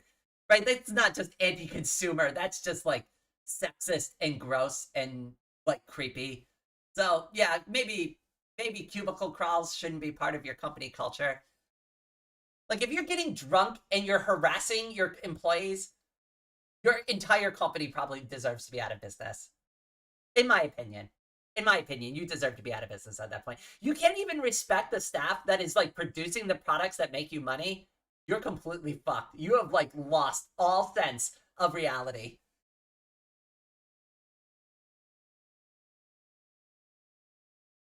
I've only ever played Blizzard games for free. I mean, I guess it's fine. I'm not going to come down on anybody for making the decision to play Blizzard.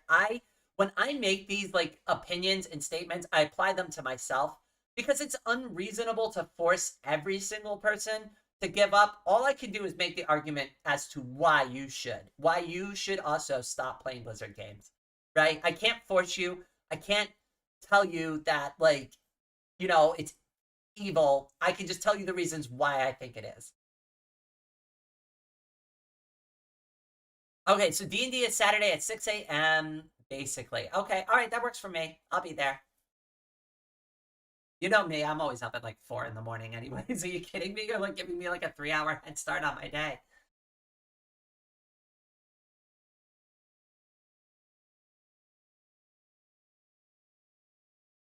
I think Microsoft will eventually gut Blizzard completely. You wouldn't be wrong there. That seeing how that's just like what Microsoft normally does to like every single thing they acquire.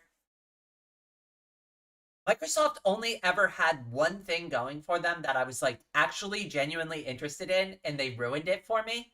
And it was the Zune. Does anybody remember the Zune, the MP3 player? If you're not familiar with it, hold on, I'll get a picture of it because I think a lot of people here aren't going to know what the Zune is. So I will show you what the Zune is.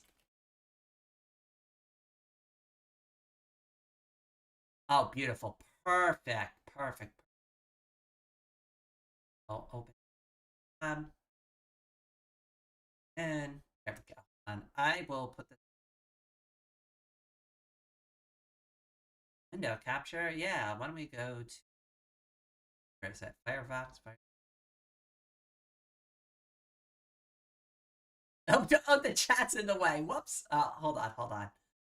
Uh, Shit. Now I don't know what I'm doing. Oh, that was all. Don't do that. Okay, how about this? We'll put the chat over here. Anyway, so this is the Zune. This is what I used to have.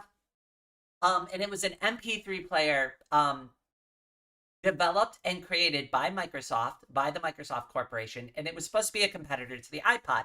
And the big thing about the Zune that was like the big selling point is that anybody who had a Zune could, like, you could tap the devices together and you could share songs. And it was like a social feature built into the MP3 player. And that was a really cool thing. So if I wanted to sample my friend's music, well, I didn't have to like go and buy the song or go home to like my computer and open up iTunes or anything crazy like that. I could just sample it right from their thing. And like it had like this like wireless connectivity thing. I think if I remember correctly, you could even listen to songs like that too, but don't hold me to it. But it had like a social aspect to it that was a lot of fun. It had a couple of different games, but it was mostly the same thing. But the problem is that like Microsoft just immediately abandoned this. It was pretty much like, oh, it's like kind of like I bought into it, I got it. I'm like, yeah, this is great. I like it. It works decently. It's like actually not a bad product. And they're just like, yep, Zune sucks. Nobody bought a Zune. So yeah, we abandoned it, and now Zune is not anything. Also, originally this was going to be a phone. So the original idea for the Windows Phone was actually to be a Zune phone. So it originally was like going to be a Zune phone, and then they're like, yeah, Zune sucks. We're not doing Zune. We're just going to call it Windows Phone. And then that's how they got to Windows Phone. But I remember this. I remember this era. I grew up through this. I lived through it.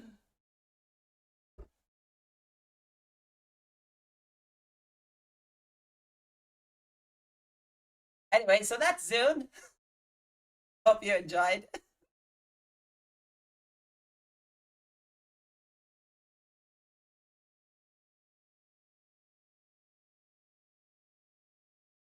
I gotta go back to this screen or else I can't read. I love Windows Phone. Microsoft is cool. Listen, that might be an unpopular opinion here. Here's the thing. I will say this though. X Guy, you're not wrong. The Windows Phone is actually a good phone. The problem with the Windows Phone is that it's not a phone designed for anybody who wants to do anything outside of productivity.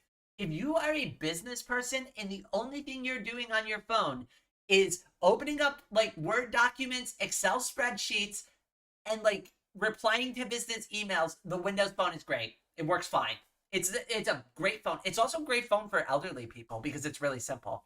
So there are benefits to the Windows Phone, but if you bought the Windows Phone expecting it to be like the iPhone and then there was going to be lots of games and fun things to do, oh boy howdy, were you going to be set up for some real disappointment because Windows Phone didn't have anything fun. It was all business, no play. But I worked for a company at the time where I very much needed to like use my inbox and use like Office applications. And I had a Windows Phone and it was great and I loved it. And I thought it was an amazing phone. I was like, this is a great phone. Why does everybody hate this? And they're like, it doesn't have any games. And I'm like, I play games on my computer. I don't play games on my phone, so I don't care about that. I just came back to talk of the Windows Phone. Yeah, you don't remember the Windows Phone revolution? How it like they released the first Windows Phone and it changed everything. And now everybody has a Windows Phone and it's so annoying and people just keep going out and buying the new Windows Phone over and over again. It's like, oh, come on. Can't you come up with a new design?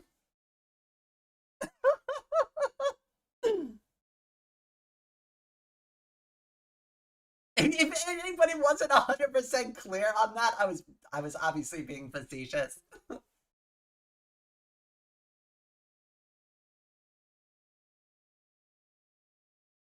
Honestly, never played games on my phone. Yeah, that's the thing. Like, I barely even use my phone. I have my phone here.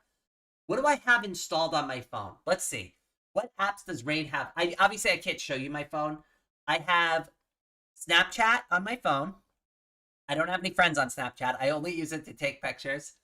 I have transfem.social. I have Discord. I have my email application.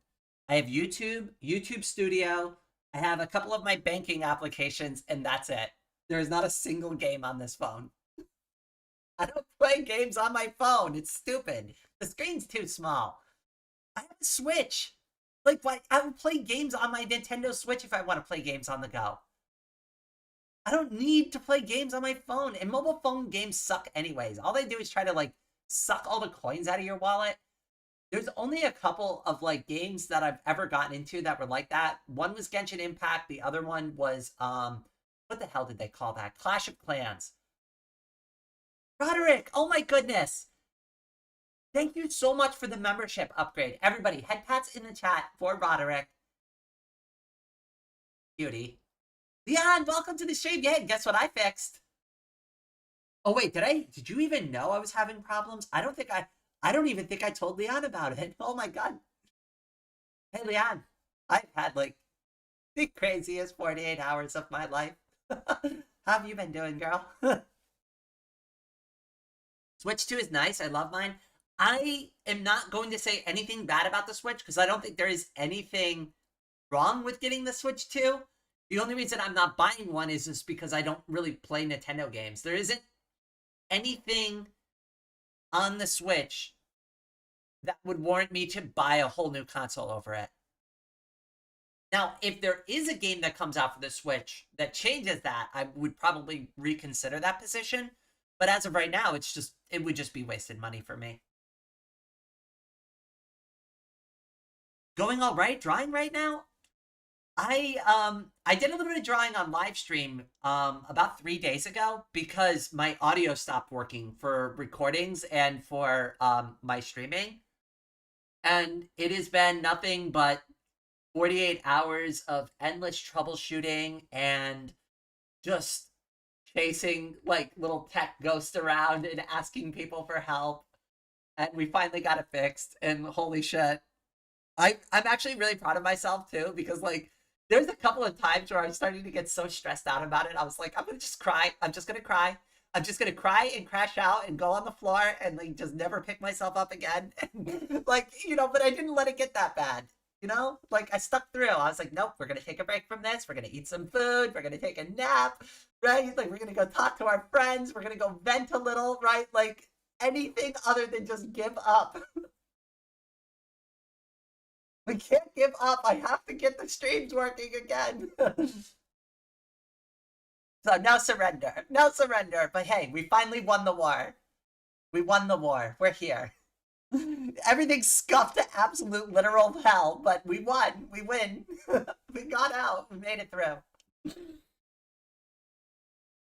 The whole Switch 2 thing right now to me, just plain blatant price gouging. I mean, I don't think the price is fair at all. Now, there's something I'll say, right? Like, I don't have anything to say about the Switch 2 itself, but the pricing, I agree with you there. I think it's overpriced. But that can be said about everything. Coffee's overpriced right now, too.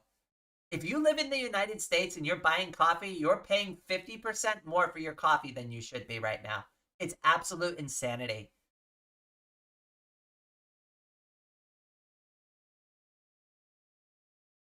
Oh, are PC notifications coming through?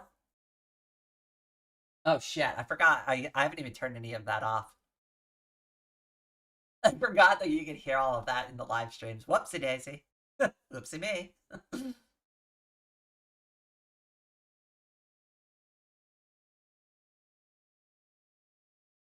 Oh, nice. Uber, I got the link that you sent me. Thank you. I appreciate that. I'm going to check that out after I'm done with all of this. Kind of taking a break from setting it up because I'd rather just chit-chat with y'all for a little while, if that's cool. It's been an experience. Yeah, let me get y'all blown back up again. I'll hang out with Rainy properly. Come on. Oh god, not instant coffee. I will never drink instant coffee. Listen, I will sit here and I will give you a list of foul liquids I would rather drink than instant coffee. Do you want to hear them?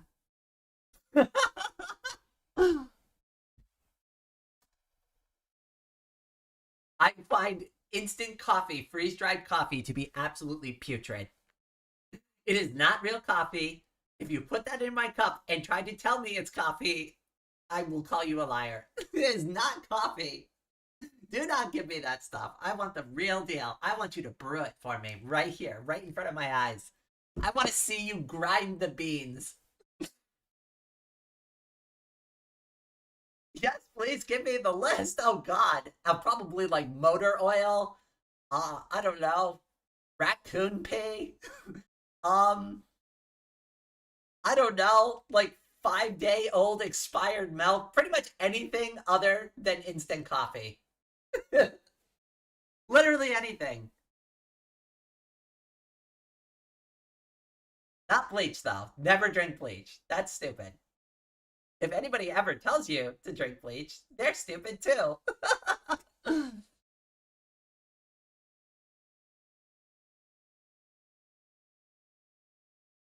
You know, like, you know what? I don't think, like, this, maybe this doesn't get said enough.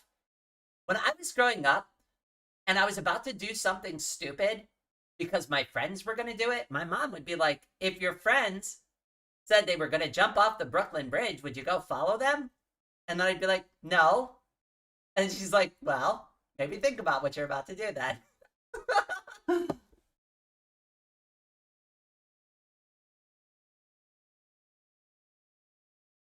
Why can't I ping people? Wait, what do you mean? Oh, in the YouTube chat? I don't know. It's weird, right? Like, I've been having trouble with that recently, too. It's so weird. For some reason, I tried to do it the other day to Charlie in her chat, and it wouldn't let me ping her. YouTube chat is crap. I agree. I think they did an update on it recently, and it's, like, just being weird. They've been changing a lot of things recently. Like, they have the top fans thing now, and like they have like the hype thing, which I guess is like a thing that I can ask you to press on my videos. Not that I really care. I barely tell people to like and subscribe to my channel to begin with, so it's like, oh great, another thing to add to annoy the shit out of everybody who watches my content. Great. Thanks, YouTube. Thanks for giving me more shit that I don't need to actually care about, but I'm gonna have to say it anyways, because otherwise people won't know. I hate that though. That's why I put like all the like and comment and stuff, like all that. Like I try to keep it like near the end of the video Nothing drives me more insane than when I've just met you as a YouTuber. This is my first interaction with you as a content creator. We haven't even gotten into the subject material. You say, hi, I'm so-and-so. Like, imagine if I introduced myself in my videos and I was like, hi, I'm Rain. Today we're going to be covering Linux Mint. But before we get started, please like, comment, and subscribe on the video. What do you like commenting and subscribing on? I introduced myself. There's nothing here. Why are you asking me to interact with the video already? You haven't given me any value. If I see that in a video, I literally click off. I hit the dislike button, I click off the video. It drives me insane. Do not ask me to interact with it within like the first 5 seconds of the video playing. Drives me nuts. Like the middle, I would say, is probably like the most appropriate. Like, I think, honestly, like the way that the Spiffing Brit handles it is like nearly perfect. Because not only is it in the middle of the video where I've gotten half the value of the content that I already want, but he also makes it into a funny joke. So it's like a bit.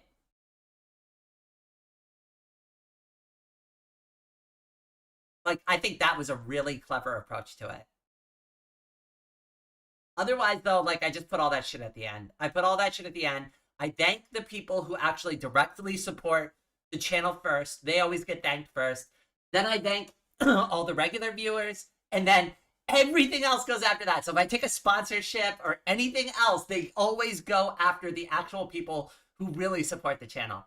Because at the end of the day, the sponsors might give me more money, but I value your interaction more. I value the time with you more. So they get to go behind everybody else that I actually care about.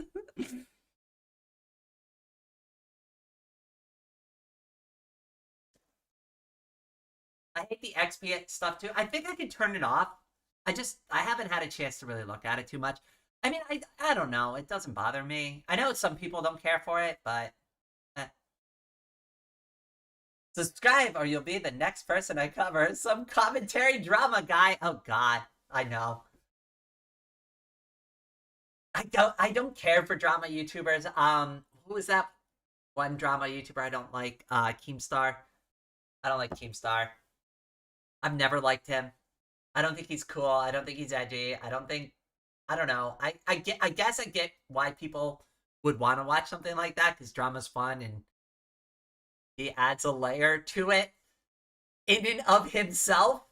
So that's probably entertaining for people who enjoy something. I've just never found that. It's like prank videos. I never found prank videos to be funny either. Right? Like, what's funny about going up to a random person and taking their pizza and taking a bite out of it? That's not funny. You're ruining somebody's day. You don't know if they're having a shitty day at work. Like, what if that person just got fired from their job, right? And they're going, this pizza is the one thing I need right now to, like, make my life, to center my, like, being, right? To center and make me whole again. And you just took it from their hands and took a bite from it. Honestly, if they punch you, you probably deserve it. I don't support that kind of, like, reaction and violence, but, like, if you're gonna fuck with people, they're gonna fuck with you back. You need to be ready for that. That's why I don't like that kind of content. I don't think it's funny. I don't like when the jokes go wrong. There's very few practical jokes that are, like, appropriate. And I've done inappropriate practical jokes. That's how I've learned not to do those practical jokes anymore. And I also only did them to my friends. Right? Like, I'm not, like, going around to complete strangers and pranking them.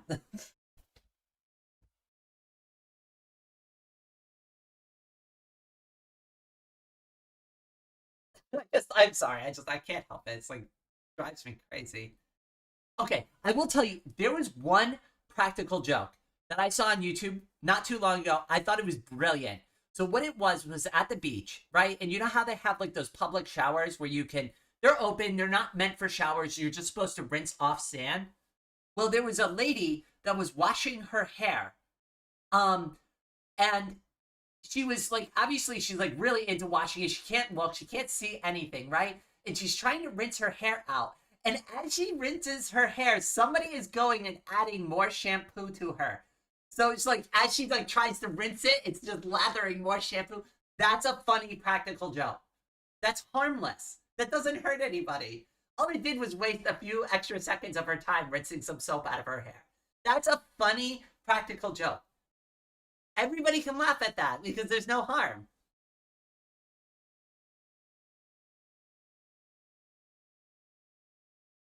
I agree. Pranks are for friends, right? Because at least when the prank goes wrong, your friend is there to like be understanding about it. A stranger might not give that to you. And also, what if you're messing with somebody that has like a mental health issue, right?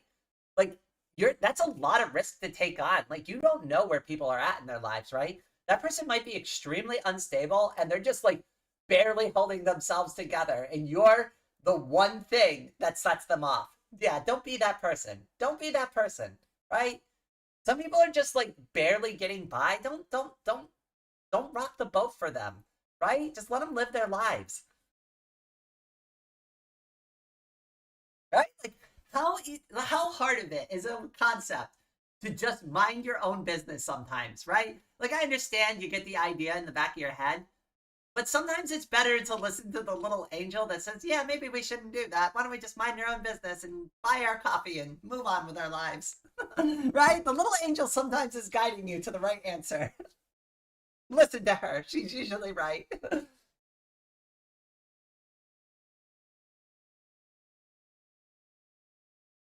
But what if the woman had to quickly finish the shower because she had to run to the toilet first? Oh God. Okay, that would make it a little bit. Okay, that would make it a little bad, but like it's still generally harmless, right? Like generally harmless. It is a generally harmless, pretty funny joke. If somebody did that to me, I would laugh about it, right? Like I would actually think it's funny because I'd be confused. I'd be, and you know how I get when I get confused, right? Like I start getting like frustrated in a comedic way. Like so, like for me, it would be fine, but like I don't know. Maybe a few people wouldn't find it funny, but you would be hard pressed to find somebody that didn't have a sense of humor about something like that because again, it's relatively harmless. Oh God, prank TV shows are so much work. I know because well, the worst part about them too is like that's like what started all. Okay, so shows like Candid Camera, America's Funniest Home Videos, and Jackass are the reason why like it evolved from like a comedic thing to like now we've got like freaking like havoc streamers on like Kick and TikTok and shit, right? Like we've escalated the funny home video concept to just like being a nuisance streamer all the time, and it's not funny. It's not funny, right? Like we've really gone off the rails on this concept, right? Like we need to rein it back in. Come on, everybody, get back on board. Let's get back to normal practical jokes, which should be few and far between, and between friends.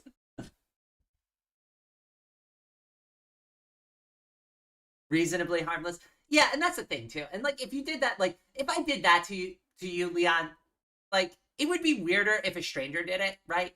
But if two friends did that, right? Two close friends did that to each other, and it was just a 5 second thing, and I just added some extra shampoo to confuse the shit out of you, it's a ha ha funny thing. Now, if I sat there for 5 minutes and was just like constantly adding more and more shampoo and just torturing you with it, that's like obviously going beyond the pale of like funny, right? But adding a dab of extra shampoo while you're trying to rinse out just to confuse you, I think that's funny. I think that's a reasonable joke.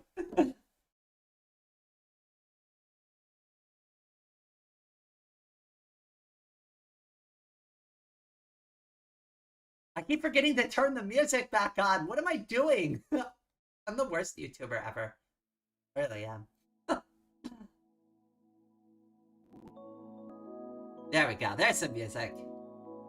Finally. Oh, goodness. I agree with Paragon. Worse, we've normalized the idea if you go out in public, you are fair game to be pranked. Oh, I don't like that. Wait, let me read what Paragon said.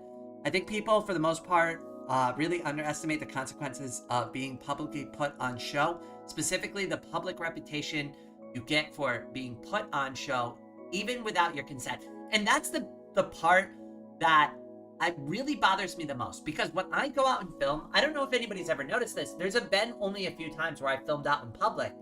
When I go out in public and film, I don't capture people's faces in my footage. I'm very cognizant to make sure that even if somebody crosses paths with me in my shot, it's the side or like the part of their face that you can't recognize, or it's the back of their head. I don't like putting people's faces in my footage because I don't know if they're going to be comfortable with that or not. I wouldn't want my face just randomly on somebody else's video. And yes, I'm in public. I'm allowed to do it. I have my First Amendment right to free speech to record in that setting, right? But it's a respect thing. I would respect these people. I don't know them, but I respect them enough to not bother them with 50 fucking questions about my stupid YouTube video. Oh, hey, do you mind being in my shot? No. How about I just like frame the shot in a way that I don't have to ask anybody and I don't put anybody on the spot or make anybody feel uncomfortable, right? I can take the extra 5 minutes to come up with a creative way to film what I need to film that doesn't like make it weird for anybody else. Right? And most of the time, the way I film out in public, you would just think I'm a tourist, right? You just think I'm a tourist taking a picture. That's it. I don't like walk around with the camera on all the time. I whip out my phone for maybe like 30 seconds, film what I need to film, and I put it back in my pocket and I wheel on with my day.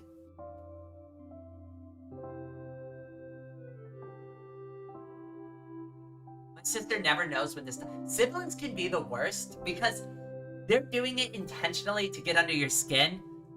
So like they are trying to escalate it on purpose. Like at least that's how it was with my siblings. Like I would try to push their buttons on purpose. I am trying to get a reaction out of them. So like that's I'm gonna guess that's where a lot of that comes from. I mean, I could be wrong. You obviously know your sibling better than me, but if I had to take a stab in the dark, that was my interaction with my siblings. Was either they were trying to purposely get under my skin, or I was trying to purposely get under theirs. I've watched practical jokes and pranks that went too far on YouTube, and I was like, what is wrong with this YouTube? I know. There was one a couple years ago, I'm pretty sure people know who I'm talking about, but like he basically ended up with sexually harassing women as a prank. And it's like, that's not cool. That's not cool. Don't touch people. You shouldn't be touching people. You shouldn't be touching them or making them feel uncomfortable, or it's not funny. It's not funny to go up and like start hitting on a girl really aggressively. That makes her uncomfortable, right? Like, even if like, all right, like, and this happens to a lot to like, yeah, all right, so anybody who's cisgender in the chat or isn't like really super familiar with like the concept of a chaser, but like trans women often have these type of men that come after them called chasers, and they're really bad and they're super aggressive, and it's just like, I hate that, right? And like that's like kind of what I was talking about there. I don't know, hopefully all that made sense. Just like overly aggressive, doesn't know when to stop, asking too many personal questions, putting like trans girls on the spot and making them super uncomfortable, and trying to like be normal about things that like shouldn't be normal for them but are normal for us.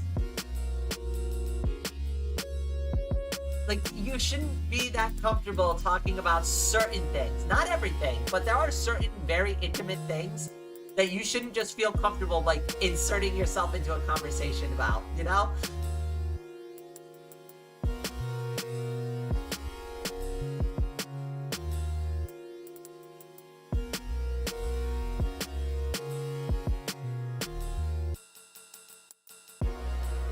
Speaking of horrible YouTubers, when Logan Paul did that really messed up YouTube video in Japan, I never forgave him. Me too. I've always hated Logan Paul, and what's the other stupid Paul brother? I can't remember his name. Jake Paul? Is it Jake Paul? I think it's Jake Paul. They're both idiots. I don't like either of them. I think it's great what CoffeeZilla is doing to Logan Paul. I think that was great. I think he needs to be held accountable. I hate cryptocurrency. CoffeeZilla is like one of my YouTube heroes.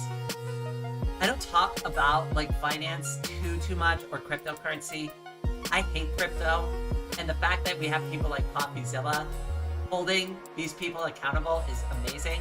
I love it. More of it.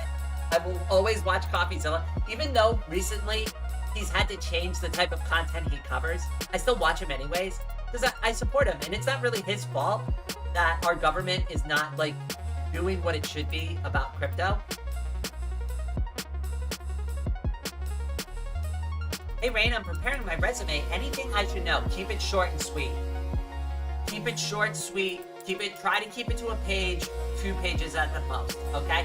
Because I used to have to hire for my old company, so realistically, the thing that you want to lead with the most is the most practical information that's relevant to the job position. Because here's realistically how it worked, at least in my hiring situation. Now, every company has a different hiring situation, different hiring process, right? So you're gonna have to very specifically take this advice and kind of like take it with a grain of salt and make it nuanced and kind of make it your own. But I always had to look for like the most pertinent information because I was handed 50 stacks of resumes and I'm only given a short amount of time to make a hiring decision. So I have to go through them very quickly. Very often I ignore the name and I just look at like the data that I need to for the position. So I'm looking at their education. I'm looking at their relevant work experience. I'm not diving into the details on it. I'm looking, did they work? How long did they work at that company? And like, did they mention anything that would be like specific to the role that I want to hire them for? And that's it. And if I don't find that information within, I'd say a 60-second glance of your resume, whoop, right into the pile it goes of other rejected candidates I never call. And I know that sucks and I'm sorry, but like that's the reality of the situation. I can only hire one person and I have 50 applicants. I have to make decisions. And I unfortunately have to make them quickly. And you're gonna find a lot of job recruiters are in a similar position.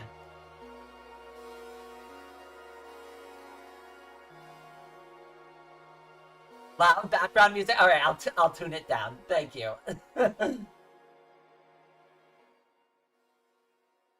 Sorry. Like I said, I'm still adjusting. Yeah, the music's too loud. Okay, sorry about that. Whoopsie me. Your voice is becoming background noise? Okay, yeah. Sorry about that. I'm still... Oh, wait. I can control it through OBS. Here, let me knock it down 4 decibels. How about that? Does that help?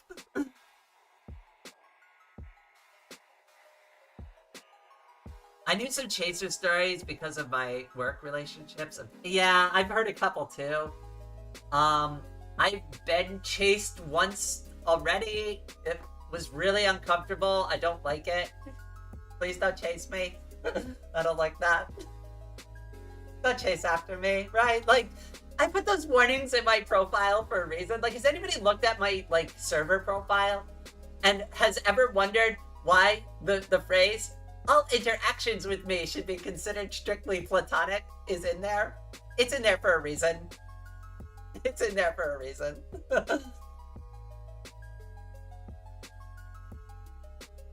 Some people just don't know how to take a hint. They don't know how to take a no. Pretty bad sometimes.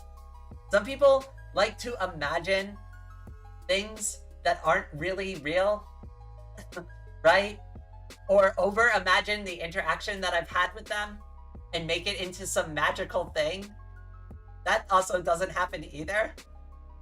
Parasocial relationships are weird. And that's like the thing too, is like a majority of you, 90% of you are like totally fine, normal people, but like every once in a while, there's somebody that pops up on the other side of the screen and they're just not okay. They're not okay. The way they think about you and interact with you is not okay. They might try to be okay, but they're really not okay. And it, like the whole situation just devolves from there. But I've learned to protect myself, so that doesn't really happen anymore.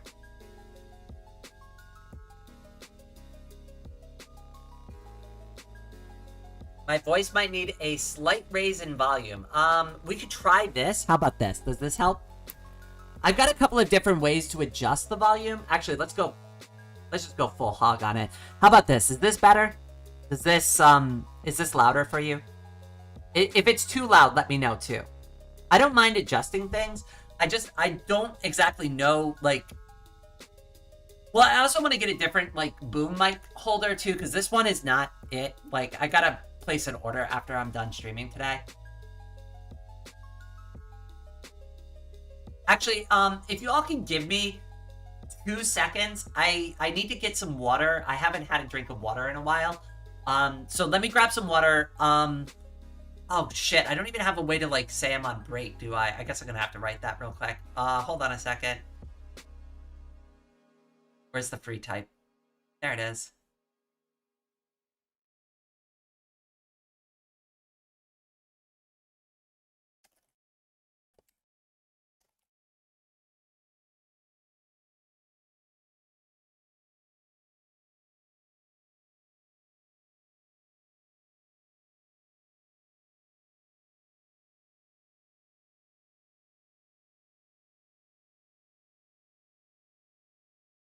All right, I'll be back in a minute.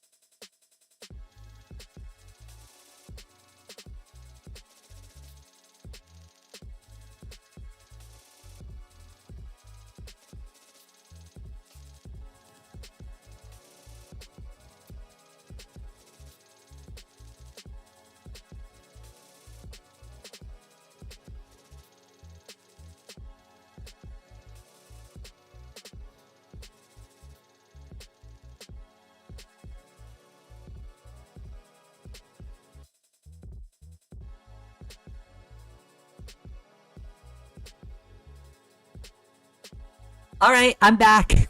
Sorry. I'm back now. Hold on, I can take the text off the screen.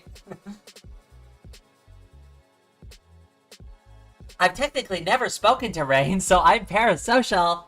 Oh, I see you in the Discord. Come on, you've spoken to me a few times. I mean, technically, we're all in a parasocial relationship, but when I say that word specifically, I'm talking about the people who really deserve the title, where it really applies to them. Like, there's a parasocial element to a lot of things because of, like, the online nature of our interactivity. But yeah, no, there are specific people who are specifically really bad with their behaviors, and that some of them just need to go get professional help. That's what I'll say about that. I would really like to see them get to a healthy place someday, because where they're at is not okay. We should riot. There we go. Let's just fucking rage. Let's just get out into the street. No, I'm just kidding. Don't do that. No, I'm gonna get canceled on YouTube. It's like, how did you get canceled from YouTube? I told my chat to go out into the streets and start just fucking raging. That's obviously a joke. Nobody do that. And if you do, don't blame me. Oh, goodness. Could you imagine if a riot actually started that way? Some YouTuber just gets on their stream as a joke and it's just like, yeah, we should fucking riot. Everybody actually does it? Oh god, that would be horrible. Talking to people online and forming friendships is not parasocial when you take an online interaction and start assuming that you guys are familiar enough to push boundaries. There we go. Pat, you nailed it. That is exactly what I'm talking about. That is exactly what I'm talking about. Where you already feel comfortable enough with me to start asking really inappropriate things. That's not okay. I have had those kind of conversations, unfortunately, a few times already. You want to know my perspective from it? You think you're being slick?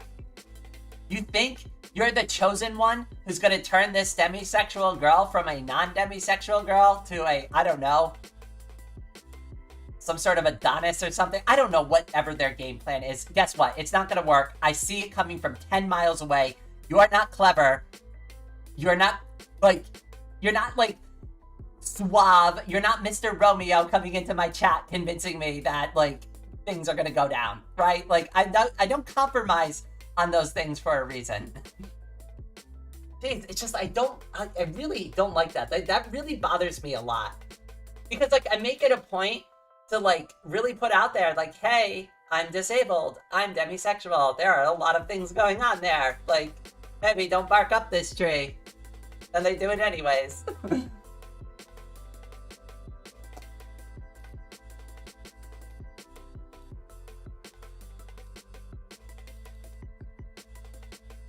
And here's the thing too, right? Like if you really were genuinely interested in me, the best thing you could do, like anybody could do, and this is advice not even just for me, this is just oh sorry this is not even just advice for me, this is just in general. Talk to them normally, just be friends with them, because that's like the first basis of any relationship, is just getting to know them properly, right? Like if they really like you, things will escalate naturally on their own, right? And I get it, people don't want to wait and they have specific interest in other people, but it's not healthy to get hung up on people for too long, right? Like if they're really not interested in you or they're dating somebody else, just like, that sucks. I know you really like them, but maybe find someone else to like. There's a lot of other people that you could like, right? Get to know somebody else. You might find somebody new that's more interesting.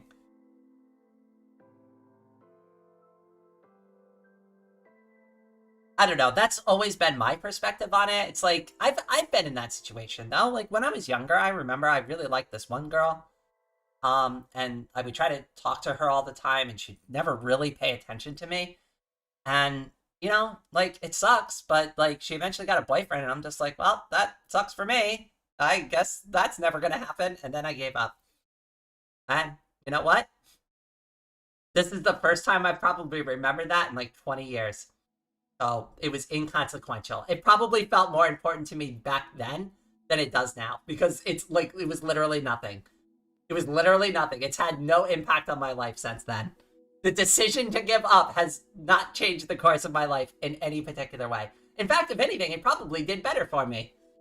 That was probably the healthy, smart, right decision to make, was to give up and to move on and to just do something else.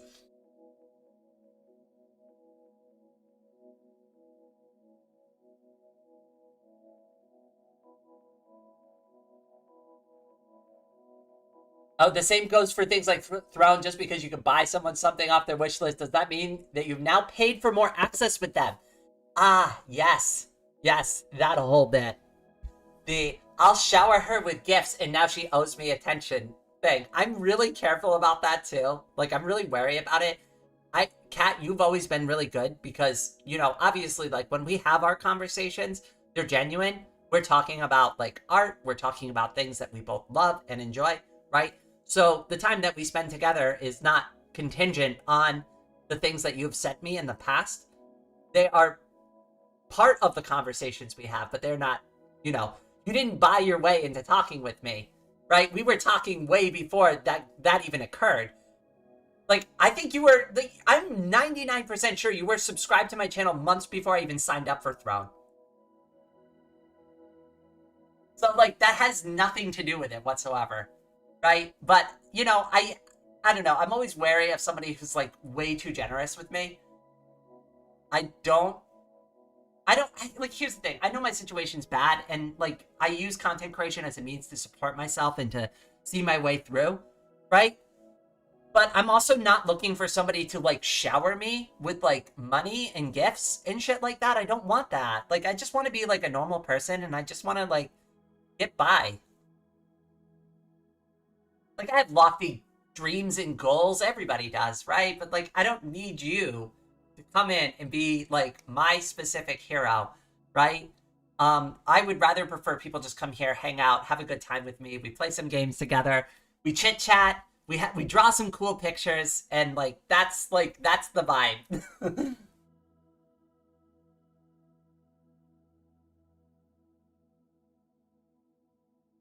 I like the taste of Starburst watering flavor packets I get from the grocery store.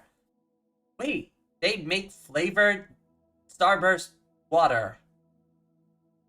I want to make sure I understand. They make a flavor packet that you can add to water that makes your water taste like a Starburst. That's interesting. I have never needed to drink liquid candy before, but honestly, I like Starburst, so I might actually try it.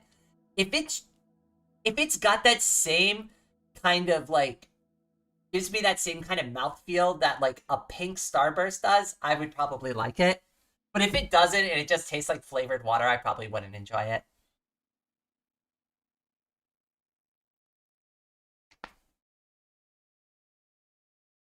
You can thank society for grooming us from a young age to think we need partners ASAP. Yeah, there is a lot of societal pressure to meet somebody and to get married. And like you see that too a lot. Like a lot of like with girls, right? Like they'll be like, "Oh yeah, what's your dream wedding gonna be like?" Right? Like you're already setting the stage that they need to get into a long-term committed relationship.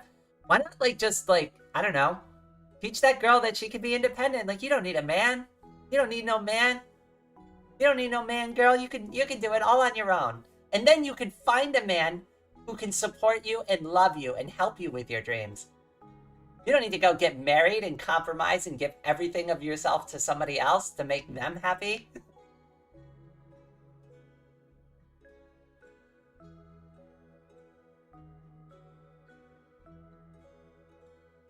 I've gotten into some relationships at a young age. I learned through my relationships that I'm demisexual and demi-romantic. But like every other young person, I fell into that same trap too, where it's like, well, everybody else has got a girlfriend. I need a girlfriend too. I don't want to be the odd one out, right? I don't want people to think I'm weird.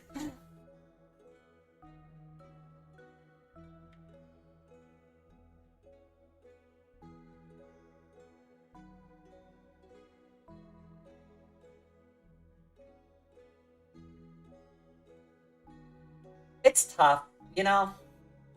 It's tough. Personally, like, one of the things that I'm, like, really happy for is that and I mentioned this before, but, like, I came to terms with, like, before even coming out as trans or anything, like, I already knew I was demi. As soon as I, like, started reading the description about, like, what demisexuality was, I was like, this is me.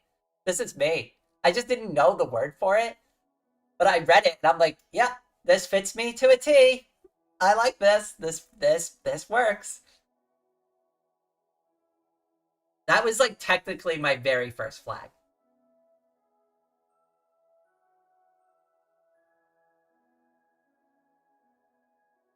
Oh my goodness. Have we really been streaming for 3 hours? No way. How long has this stream been going for? Holy shit! We may have actually been going that long. Wait, so the stream was running for like an hour ahead of time? Oh my god, so we have actually been like streaming this bullshit for like almost 3 hours now.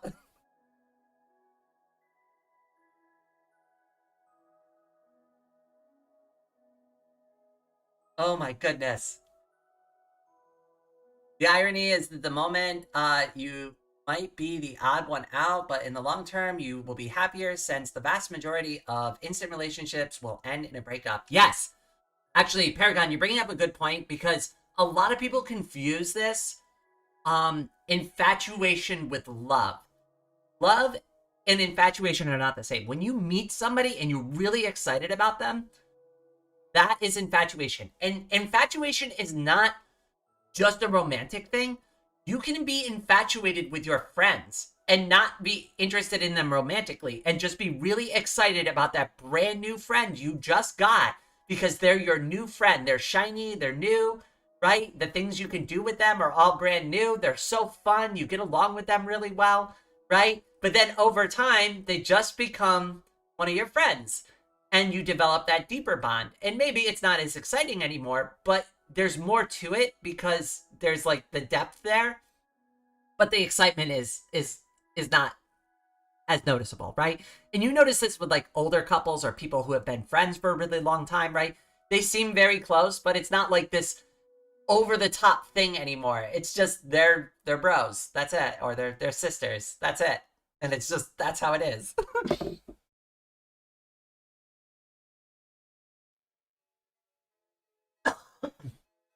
But like, here's the thing, the most important thing, you don't actually need anybody. Like, wanting to be with somebody is fine, but like if you think like, oh, I'm 30 years old, I need to meet somebody, I like blah blah blah blah blah, that it doesn't work that way.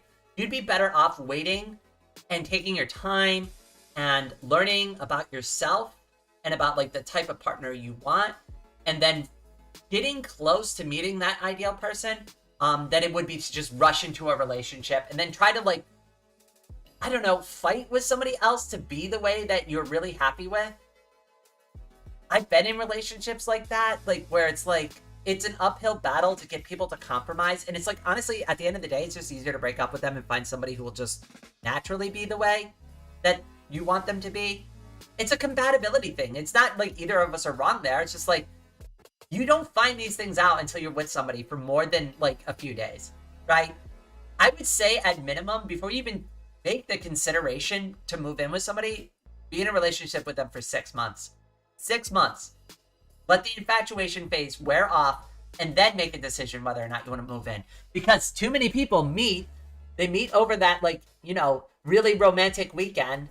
Then they spend like a week together. They really like each other. Then they make a stupid decision like to move in with each other. Then like 2 or 3 months later, when real life sets in and all like the fun and all that like other like glamorous stuff wears off and you're really stuck with that person and you have to live with their habits and their like real human elements, that's when you find out whether or not you really love them or not. You find out really quickly whether or not you can tolerate another person's bad behaviors. Because if you really love them, there's compromise. But if you don't, then you're just going to get endlessly pissed off at them.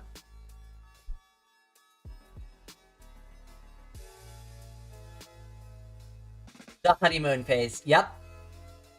It sucks, but that's how a lot of relationships evolve. They rush into things too, and this could be said, there's a lot of relationships that where if they just maybe waited 6 months to do like the next phase of their relationship, they may have even worked out. But because they rushed into things and they didn't really understand each other well, I'll give you a great example, right? You move into to the house with somebody, right? You've just been dating them. You've never shared a home with them before. Do you know their bathroom habits? What do they do in the bathroom? Do they keep the bathroom clean? Right? These are things that you're going to start learning about them very quickly. Do they restock the toilet paper? When they do they put it a certain way? Do they turn it upside down? Do they put it right side up? Do they leave the shower thing on when they leave the shower and they forget to hit the handle? Does that bother you? If so, and they do that, that might become a problem for you. That's going to become an annoyance. It's going to be something that grates on you over time. Like, these are little things that add up. Some people like me are very neat and organized and need a nice clean space. And if you leave dirty dishes in the sink, I'm going to have a fucking conniption fit. Don't leave dirty dishes in the sink. We have a dishwasher. Put them in the dishwasher, right? Like, don't leave them in the sink, right? Like, and there's little things like that. You're not going to know about people until you live with them. And that's why I'm saying 6 months, because with 6 months, at a certain point, you're going to spend the night at their house. You're going to spend more of that quality time together. You're going to find out naturally what they're like without having to move in with them and make a huge, serious commitment.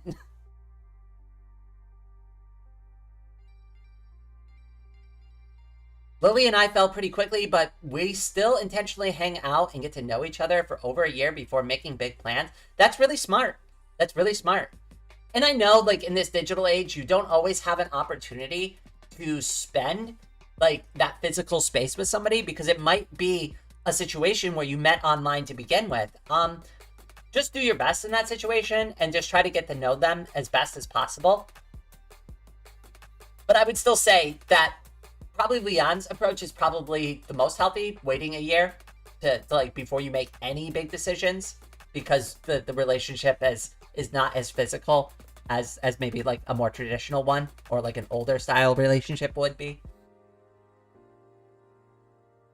Dating is for having fun and meeting and getting to know each other. I agree. That's your phase for like figuring out like your shared hobbies and stuff like that. I'd say like once you get 6 months into the relationship, you should be doing those things consistently. Like you should have like a full routine. And if you don't, then maybe there's something, there might be something that needs to be addressed there.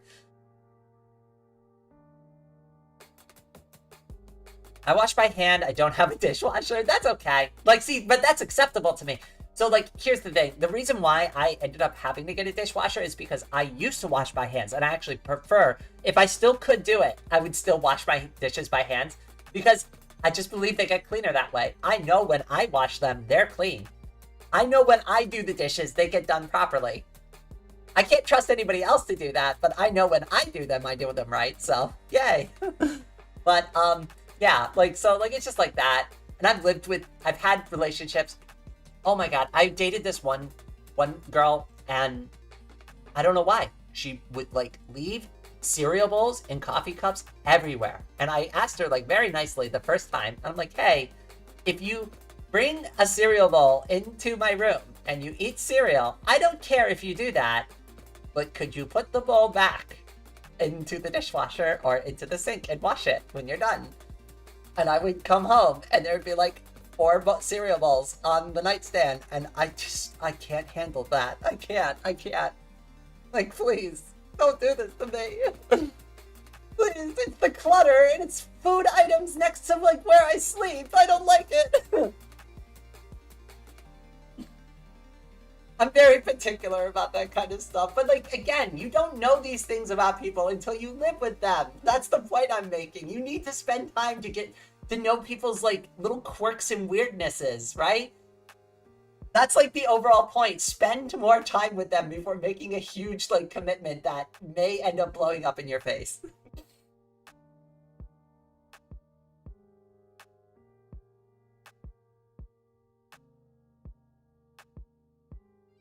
Yeah. So like that was the thing that on the other half of it that would annoy me too. It's like, right, like every time they got a new bowl of cereal, they would get a new bowl and a new spoon.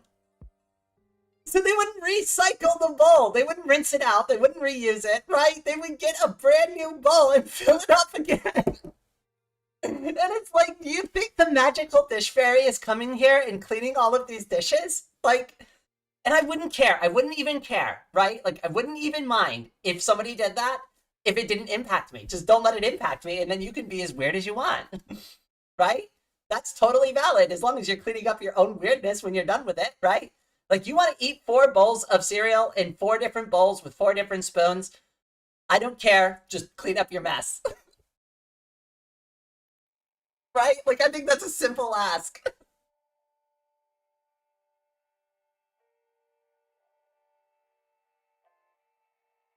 I was the dishwasher in my last relationship, so I had to go, oh God, I've been in that situation. I've dated somebody who literally referred to herself as princess. I'm not even joking about this. I'm not even being facetious, even in the slightest. Her original name for herself, because she's not from this country, her original English name she picked for herself was Princess. And I told her, I'm not calling you Princess. You'll have to pick a different name.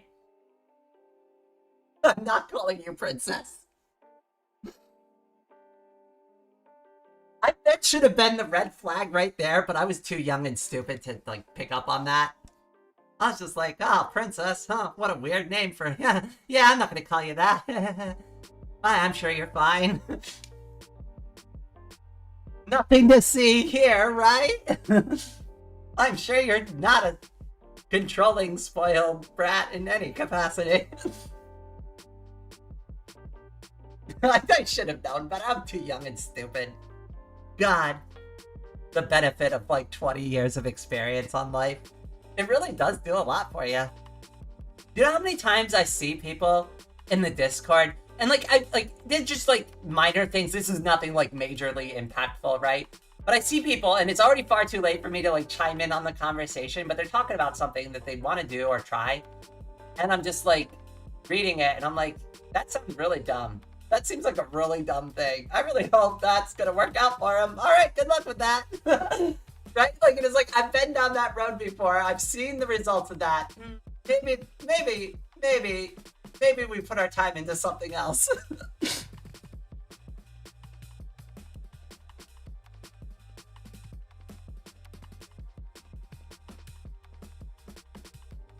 Okay, new bowl and spoon is unhinged?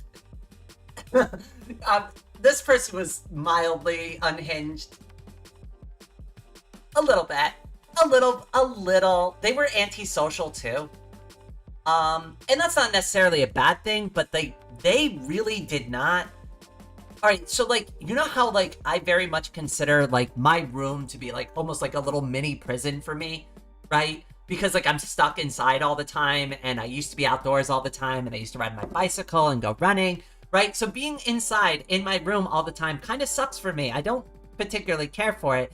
And like streaming and making content and doing art and drawing and playing games and spending time with the community, that's my outlet for being stuck inside all the time. That's how I balance, right? That's how I like deal with the stress of being stuck inside. But they seem to always like it. They always wanted to be in the bedroom. Specifically, they didn't want to be around anybody else. They didn't want to talk to anybody else. They just wanted to kind of like hide in the bedroom all the time. And I don't know if there was like something further going on there, because they would be just social enough to get by. That's it. Now, with me in particular, they were much more open, which was like, what was kind of weird about it is because like when they were with me and like I talked to them privately, they were otherwise normal, but like then you add like one or two other people to the conversation, they lock up, they shut down, they don't want to add anything, they don't want to say anything. It's like I basically almost was talking for them at some points, you know. It's like, oh hey, tell them about that thing you did today, you know. It's like a little weird, and it's fine. Again, it's not like a big deal, but it's like everything. Ate all her meals in the bedroom, like watched TV in there, played video games in the bedroom, like everything was in her room. Everything. It was her everything room. And I don't understand that, because I kind of have that situation now and I hate it. I don't know. Maybe it's just not for me. I don't want to be judgy, you know, like, because again, it's fine to be not a sociable person. It's fine to want to spend time in your house, right? I just don't think it's something that I will ever like particularly care for. There'll never be an amount of time I spend in my room and I'm like, you know what? I've fallen in love with being inside all the time. I just don't think that'll ever happen for me.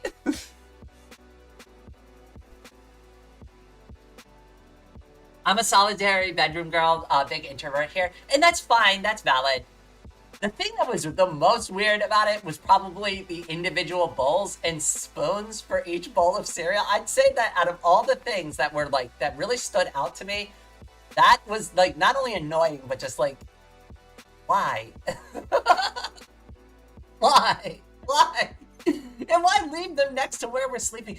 Like, and that's the part that specifically bothers me about it. Is like, because like, if you leave them there, you are now letting food starting to go, and like bacterial growth happens instantaneously, right?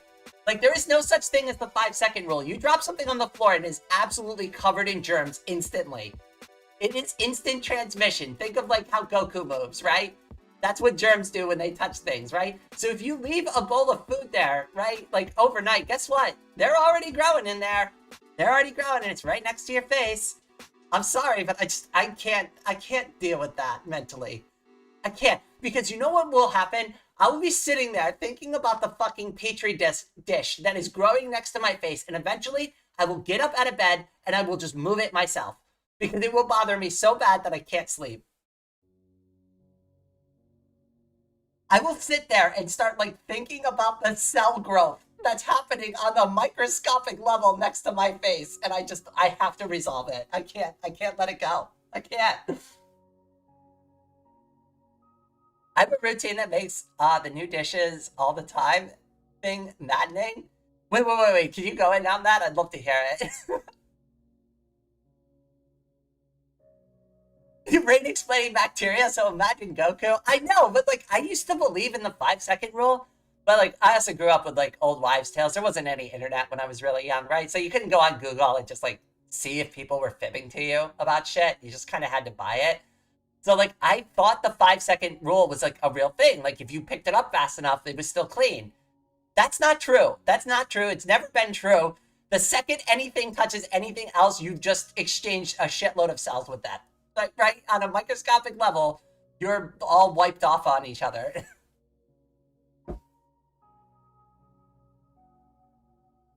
PSA, we're 3 hours in now, so it's now an appropriate time to remind people to like the stream, I guess. I mean, hey, if you've been hanging out here for 3 hours and you haven't liked the stream, I mean, you probably like the stream, at least emotionally. Emotionally, you like the stream. So hopefully that'll coax you into hitting the button.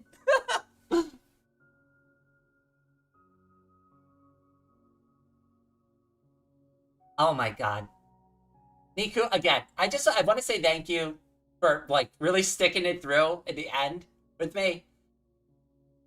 I know I didn't say to you, but I was also talking to Lemon Zest at the same time, and I was just like, I really did say, like, I'm like, God, if this doesn't work, I'm gonna cry. Like, because I'm just so frustrated. Oh, I'm so happy to be here.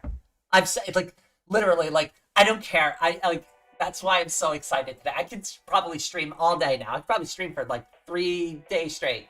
No, I'm just kidding. I'm not going to do that. That would be insane. But you know what I mean? That's the level of excitement I'm at. Like, I'm like just so happy it's done. It's for me. Get the dish. I plan to eat more than one thing. Reuse the dish immediately and then put it away in the sink under some water so it's easier to clean later. Leon, I literally do the same thing. So, like, my routine, because, like, now I can't really wash dishes or stand in front of the sink all the time. So that is exactly what I do. I get a plate, and if I know I'm going to be reusing that plate within the next, like, hour and a half, it stays out, and I just reuse it, right? Maybe I'll dump my snack on it. Because, like, my food doesn't usually mess my plate up too much. At best, I'll have, like, a sandwich or, like, a wrap for lunch, right? And then I could use that same plate to maybe put a few potato chips. Again, not really going to mess the plate up. I could just like kind of flick that off into the trash and clear up all the little potato chip crumbs if I wanted to, right? So I could like put something else on the plate if I wanted to. Maybe I take out some grapes, right? Use the plate for that. That's a valid strategy. Safe dish maxing. I love that. Like, I'm using that term. We're dish maxing. We're dish maxing. Right? And not in a dirty, creepy way. Not like I've like taken out this glass and I've been using it for 3 weeks straight, right? Like that, oh god. That's not dish maxing, that's gross maxing. Oh, I knew people like that before too, though. Like, you go to their house and you look at their water cup and it's all covered with like old lip stains. Ugh. It's like, okay, listen, you know, once you get about 4 solid good lip stains on the glass, maybe it's time to maybe it's time to get a new glass. You know, maybe. Just a thought. Just a healthy, friendly thought. No, I can't do that. I'm a little bit of a germaphobe. If you can't tell, I'm definitely a little bit of a germaphobe. Not like to an nth degree. I do believe that you should expose yourself to a certain degree of dirt and grime because it's healthy for you, right? But just like outright, right, like gross behavior, I can't tolerate that. Like just don't, I don't want to be anywhere near it.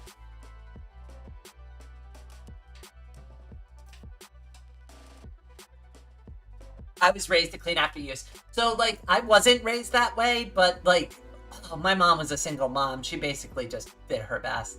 And I just kind of picked up on her habits. And then the thing that really taught me how to clean was the military.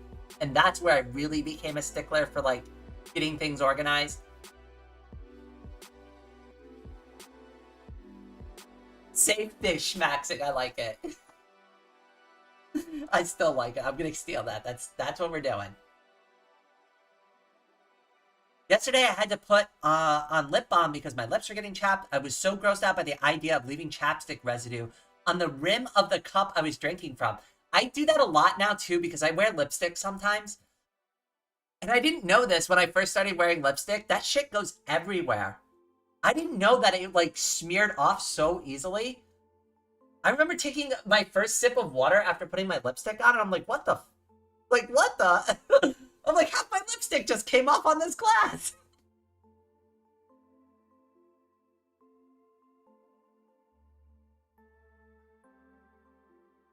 Germaphobe, what did he do? Oh, that's funny. Yeah, I just like, I don't know, like, chapstick I guess is okay, but like, lipstick is aggressive. So what I've learned to do, and I don't know if like this is the right solution, what I've been doing is I put the lipstick on and then I take like a piece of toilet paper or like a tissue and I like put it between my lips and I like almost like bite down on it and try to take some of it back off after I apply it so it doesn't do that. I don't know if that like works or if I just need to let it dry more. I don't really know what the solution is there. I feel like it's still gonna come off even if I waited a really long time.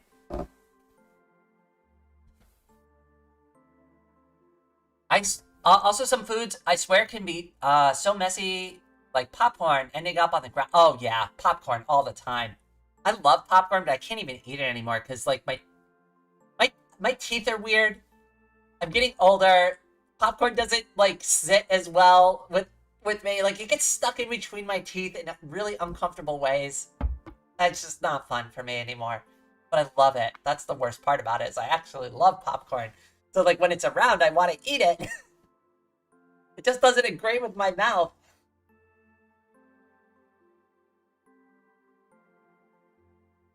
I'm thrilled that my wife doesn't do lipstick and makeup. It's a blessing. Those things just stick to everything. I'd lose my mind if I found those everywhere. I mean, like, I don't do the makeup thing too much. Like, 99% of the time, you will find me in my most natural state, which is probably in my pajamas, without any makeup, with my hair sticking in 5 bajillion frickin' directions, because I still haven't brushed it. That's generally how you'll find me, but, like, if I do go out, and I want to, like, really, like, try to look, I don't know, somewhat presentable, I will put on a touch of lipstick, a touch of like concealer, just stuff to like kind of even my looks out, and it just like it kind of helps me, I don't know, blend in, right? Like kind of helps me like just blend into the background a little, makes it a little harder for you to tell, right? I just don't want to get clocked by random people. Honestly, the best experiences I have are like when nobody says anything to me at all and just treats me like a regular person. That means that my disguise is probably working.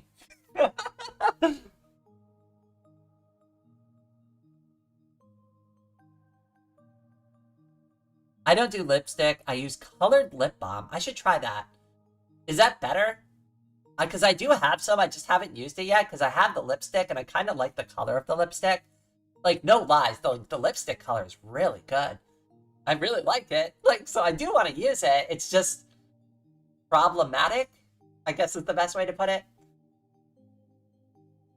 The vast majorities of my days out, usually for work, I just lightly tinted lip balm, and that's it. Honestly, I'm envious. I think with time though, I can get to that place. So like one of the things that I think like I just have like hard features still. They're not very hard, like, but they're still hard enough, like where you catch me at the right angle, and you're like, okay, all right, jig is up, jig is up, right? Like, and I'm like, that's. I think that just like another year on HRT is the answer there. Like, I don't think there's anything I can do to like solve that. For now, the only thing I can do is like add a little makeup to try to like kind of disguise away from that, like those features. But the two things that I think will fix it is just time and laser surgery. Honestly, laser surgery, getting rid of the beard shadow, because it's the thing that instantly gives me away. Even if I just like shaved and walked out the door, you would, if I didn't put concealer on my face, you would see the beard shadow. It's instantaneous.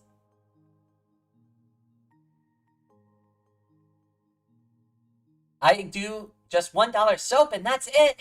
Dark Raven, you should get better quality soap for your skin. Your skin is part of your body.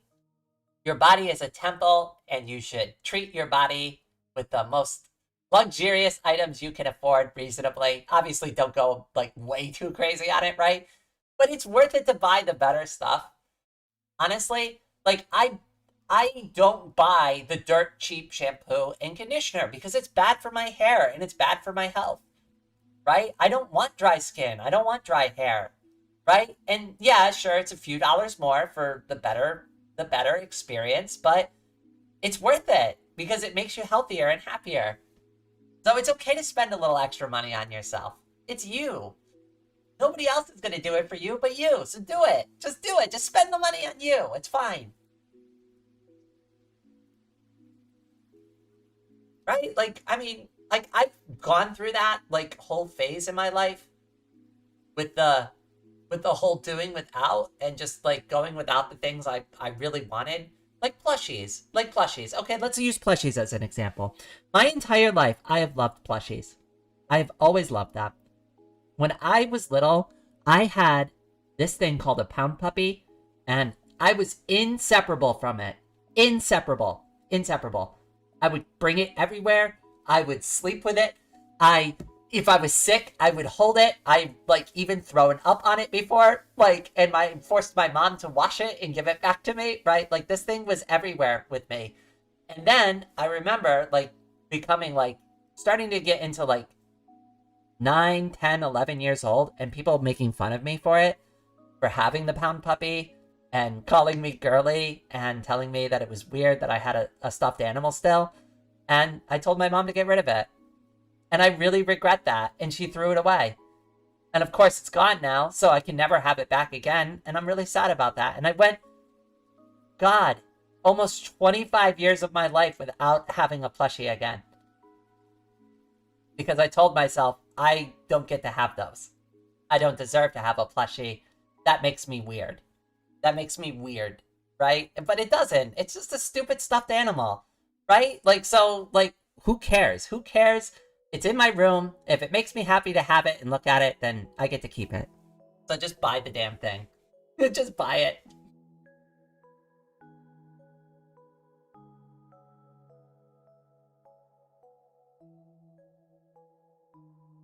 Makeup is cute, but realistically impractical. It gets on clothes, pillows. You can't even snuggle with that. Yeah. I mean, like, honestly, it's a vanity thing. I have pretty bad eczema on my hands, so I have to be very particular about soap. Oh, yeah. I get really bad skin in the winter, too. Like, I have to lotion all the time. If I skimp on hand lotion and face lotion in winter, holy crap, it's really bad. I'm so glad you've changed your stance about that. Plushies can be enjoyed by anyone. I agree with you. Escape, oh my goodness. Oh my gosh, everybody. Head pats in the chat for Escape. You didn't have to do that for me. Was there a message in there? Was there supposed to be a message? The message didn't come through. If there's supposed to be a message, tell me, and I'll definitely read it out. All right, let me put some head pats in the chat for Escape. Oh my goodness, thank you so much.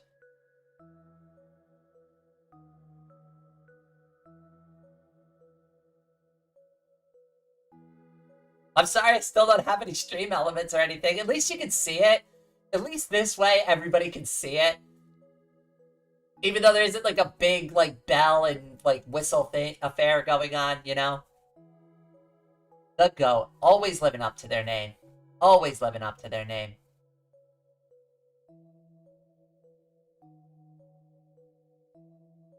Honestly, I consider myself really lucky to get folks like Escape, like Anna, all of you in my chat, because like well, you know, we just discussed it. I've obviously seen the other half of that. I've also seen it in other YouTubers' live streams too. Like I go in there and like sometimes just like lurk and just see what the community vibe is like. You know how often like I go into other YouTubers' chats and it's a really toxic space in there? It's really toxic. Like they're not being the greatest with that YouTuber. And I'm really, really happy that, like, all of you are, like, really kind and respectful to me. Because unfortunately, I've seen the other half of that coin. Like, it can get a little bad sometimes.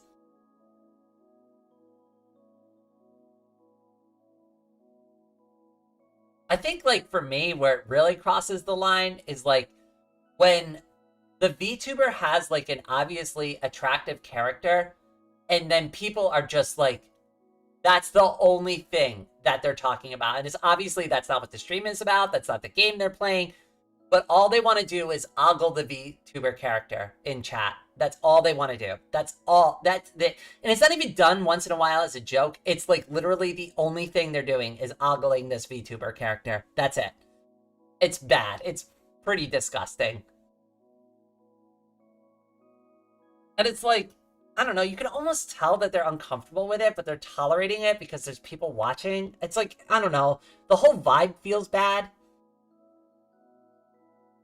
That's why I spend time lurking in chats before I just like, I don't just like go into VTubers like chat and just start talking with them. Like I kind of feel out them and their community a little bit just to see what's going on there.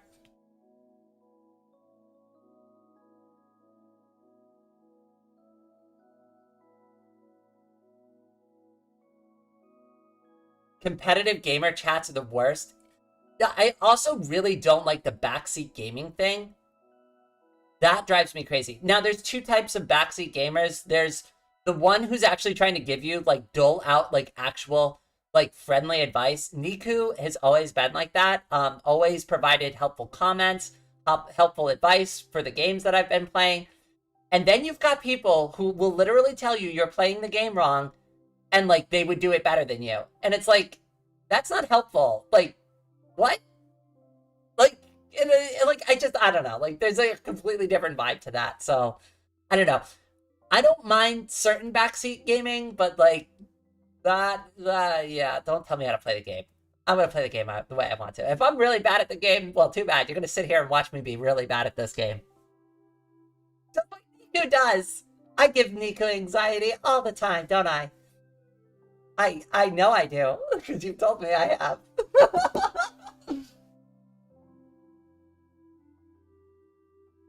My Box Libre gameplay gives people anxiety sometimes.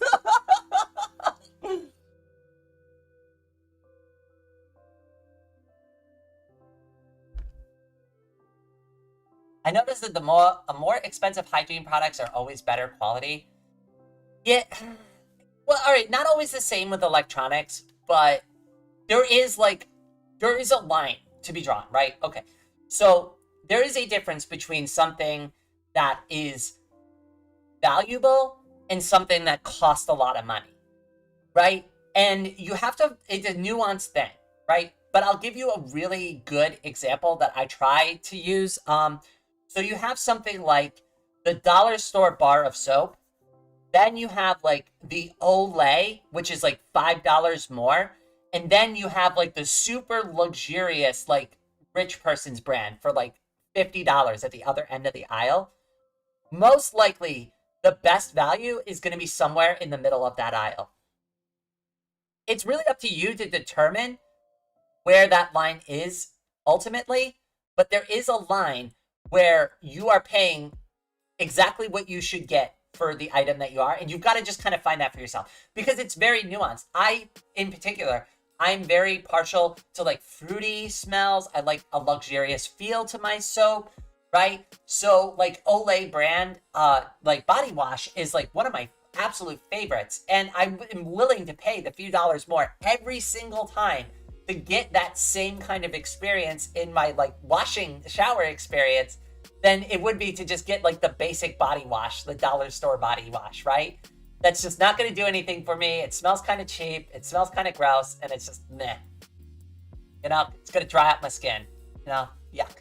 Who needs that? I don't need that. Who needs dry skin? Everybody's got enough problems in their lives without dry skin. Well, there was one thing I pestered you about, not enough torches and looking around, but that was actually needed because like you need to do, like I give that same advice out all the time in my streams now. I know you don't always actively watch my streams, but the next time you are and you see me going through a cave, there is a good chance I'm going to say, you absolutely need to torch this place up. That is like one of the first things I learned about playing Box Libre. Like I usually say something along those lines. And you taught me that. And that's because I kept getting killed every 3 seconds. Like when I first started to play, like those first like 3 episodes, it literally was like a death every 5 seconds. And I couldn't figure out why the mobs kept spawning. It was great. I remember that little island too, and the little cliffside that I started building into. God, I wish I saved that world. I still have the backup for it. I just don't know how to get it to work right. And if I try to redo the seed again, because what I wanted to do was just replay that seed as rain. That was my original idea, was to do the number seed as rain. But I can't get that seed to work now. And if I load into that game as numbers, well, like half the game is already beaten. That's not very fun. I guess I could finish it as rain, but I kind of wanted to do it over.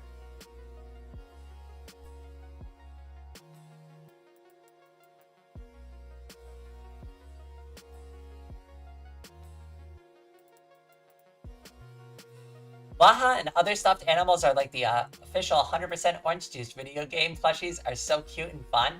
I watched a video this morning about a company that sold plushies that got into video games.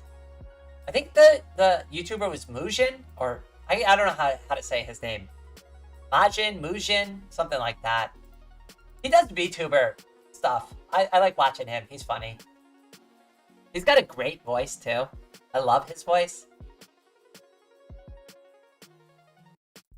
You would need to switch to older world then. Oh, so it is possible. I think that would be really cool. You know what? Maybe I should just beat the game anyways. As Rain. And just pick up where I left off. Screw it. Who cares? Who cares about doing it all over again? And we'll just pick up where Numbers left off and beat it as Rain.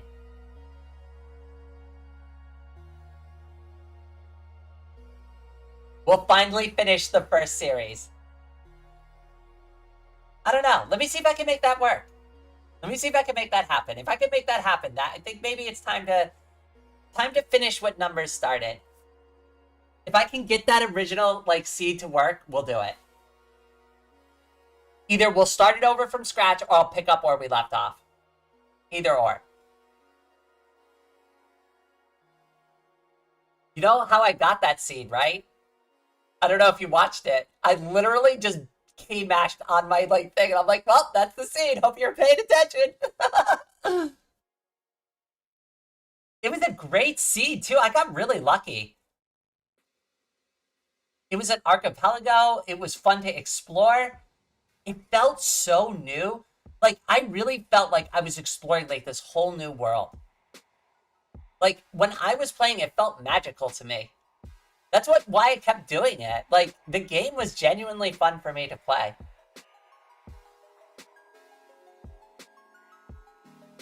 I'm glad you saved it. I knew, like, I have video footage of the seed, so, like, if I ever lost it, I could go back and find it, but I'm glad you held on to it all this time. Actually, you know what I'm going to do? I'm going to go into the chat right now. I'm actually going to copy that out. And I'm going to send you a Discord message with that seed. Don't mind me. Sorry. I'm putting that in our chat so I can copy and paste it later. Sorry. But now you know why I just randomly messaged you on Discord. Just in case I need it.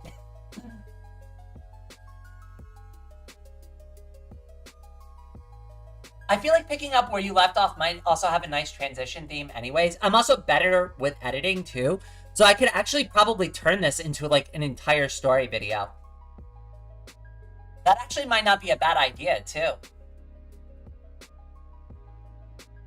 Like, talk about it. Talk about like the break I took from it. Talk about the reasons why, right? And like one of the reasons why is just because it was something that Numbers did. And at the time, I was just trying to like very much separate myself away from that.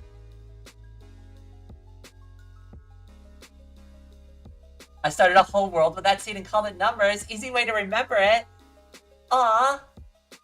Wait, I remember you started playing it a little bit. And I remember you made a comment too because I broke the skeleton spawner that I found and you're like, oh no, you could have gotten free arrows from that. And I'm like, I don't know any better. That thing scared me. I didn't know what it was. It just kept spitting monsters out.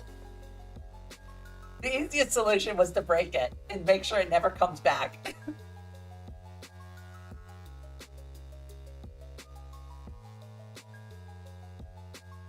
Oh, I know. Oh my goodness. Do you remember the first time I went into the Nether? I have a clip of it somewhere. I remember it too because I thought the Nether portals were instantaneous, like the game portal.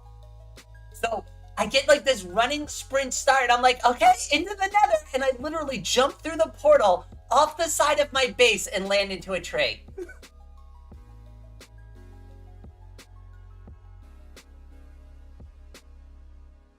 I was not prepared for that to happen. I was like, what the? Did I do something wrong? Like, did I not light the Nether portal correctly? Yeah, spawners are terrible to handle too. You should see my current base. Holy shit. Actually, log into the server one time. Go into my, like, little EXP farm. Go into the AFK room for, like, 10 minutes. And then look out the door. And see how many skeletons are hanging out outside the door waiting for you. It gets insane. I thought there was like a mob cap. I didn't realize so many skeletons could spawn outside of an area. That was one of my favorite like Numbers moments. Was that and that was just like, it was so genuine too because I really didn't know any better. I really didn't. There wasn't a Nether when I played Minecraft. Minecraft, like, originally to me was just a block building game. You just build shit in it. There was no plot. There was no end. There was no nothing. You just built stuff in it and kind of fought some monsters, and that was it.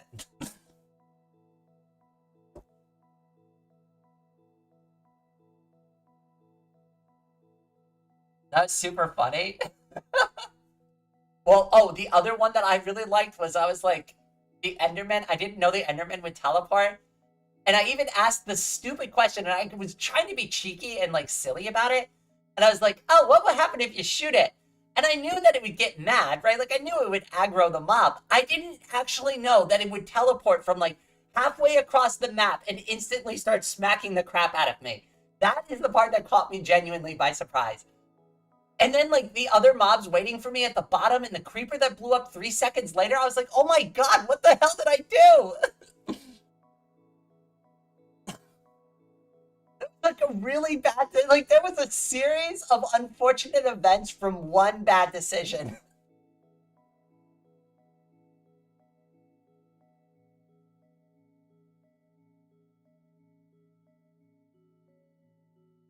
Truth. better quality is very nuanced and is not as simple as I made it. I don't need to buy the cheapest hygiene product, nor do I need to buy the most expensive hygiene products. Yeah, that's the hard part about it, though. But that's why I encourage people to try different things every once in a while. But don't just automatically assume that the most expensive thing is the best thing. At least in America. Definitely in America. The markup is insane in this country. Like, jewelry is all markup. Completely worthless. Diamonds are all markup. They're completely worthless. Listen, if you're making diamond tip tools, and don't give me that crap like, oh, but those are like professional jewelry grade diamonds. They're different. They're the same chemical makeup as every other diamond on this earth. I don't care. I don't care that this particular cut of diamond had more clarity to it. It's a diamond. And they're all just stones that came from the earth, right? They're basically worthless. It's only worth as much as you're going to pay for it. And I'm not willing to pay anything for it because they're just stones. Like, to me, they are. I know some girls are like, yes, but diamonds are a girl's best friend. I need that diamond. Put that rock on that finger, right? And I'm just like, don't do that. I don't need something weighing me down. I am not impressed with jewelry. Don't buy me jewelry. Don't buy me gifts like that. I don't want stuff like that. That's stupid. You know what I like? I like those gothic bracelets. And the best part about them, they're cheap. You can get like a bunch of them for like $5. And they're great. And they look great. And they're always stylish. And they're easy. And if you lose them, they're cheap because you can just buy new ones. Like, you don't have to worry. It's stress-free. I have one piece of jewelry I wear every single day, and it's the ring my mother gave me. It's gold and pink, and it's got a pink gemstone. It is the only piece of jewelry I wear every single day. I sleep with it on. The only thing I don't do is shower with it on, but it is always on my finger. But that's it. And I wear that because it's sentimental. The ring itself looks really shoddy. Like, if you saw this ring, like, in person, I think I've shown a picture of it on stream before. If you look at this ring, it's all dented, it's warped. It's not even, like, a perfect circle anymore because of how old it is and how much my mom has, like, banged it up during the course of her lifetime. I don't care about that. I don't care. I love it. I think this is the best piece of jewelry I could ever get because my mom gave it to me. And it's worth everything to me. There's not a single thing you could trade on this earth that would make me give up this ring.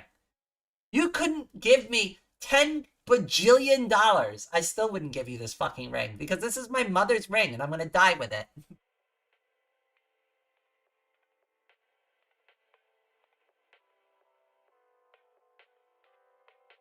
You know what I mean? Right? Like, there's just some things like, and that's like something with value that I've determined. You will come across this ring and you will be like, that ring is worthless. It's junk. And to me, is the most important piece of jewelry in the entire world. But that is intrinsically what value is.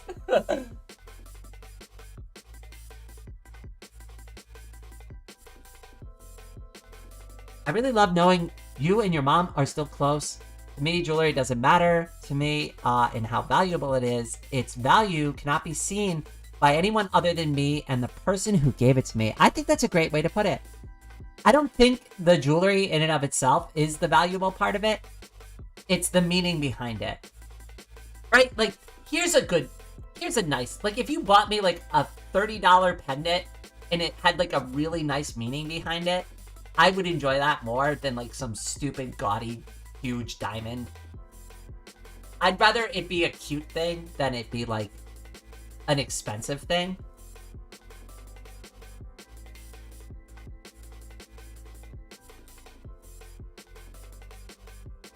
Also, my mom and I weren't always close.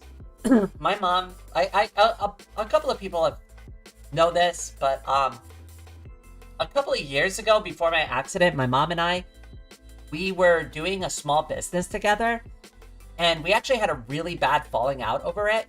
And we didn't talk to each other for years and years and years. And then the accident happened, and that just kind of like put a bigger wedge between both of us because I was all messed up too, and I just didn't have the capacity to reach out to her. So, you know, like, I don't know. There was a lot of wasted time there. I really regret it in the end, and so does she. But, you know, that these things happen, you know? It is what it is. We're better now. We've worked through it. But there was a time when I was so angry about what had happened between us that I was like, I'm never talking to her again. I'm never talking to my own mother again. But that was part of my own problem. And that's the part of me that needed to change, because that was the part of me that was toxic. I should have never gotten so mad about it that I wouldn't ever talk to my mother again. That is a bad mentality. It's a business. It's a stupid fucking business, and she doesn't even own it anymore. She sold it. So why are we even, like, hating each other anymore? What's the point? It's pointless. I don't even understand why I got so mad to begin. Well, alright, I understand why I got mad, but I don't understand why I asked, like, why the whole thing got escalated. And I'm not giving her a free pass for the things that she did, and I'm not giving myself a free pass. I think I just, like, both sides let it get way out of control. But, like, money does bad things to people, right? Like, that's the name of the game. Like, right? Like, whenever money's involved in anything, that makes everything bad instantaneously. But, you know, like, I don't know. I needed to grow as a person, too, I think. Maybe it was just enough time for us to get over it. I don't know. I still feel bad that I let it go for so many years, but, you know, it's fixed now. I don't know. I think still coming to terms on that part of it with myself. I don't know. I used to be a miserable person. I used to be kind of shitty. Like, I was nice enough, but I was just like, I don't know. I could be, like, really angry at people sometimes, like, and unforgiving. Really unforgiving. Because, like, I guess I was just so tired of being hurt. So, like, if you hurt me, I'm just like, fuck you. You're unforgivable. I just won't talk to you anymore. And that's why I didn't have any friends, right? Because I was kind of toxic. The accident changed a lot for me. I had a lot of time to reflect on those things and, like, really think hard on those conversations and go, was I a good person? Did I say the right things and do the right things there? And sometimes I did. And sometimes I was defending myself. And sometimes it's justified to get angry, right? And then there's other times when I'm being the unreasonable prick. It sucks. I hate even thinking about it because it makes me feel so bad inside. But I think it's really important that you have those uncomfortable thoughts about yourself every once in a while because it helps you grow as a person.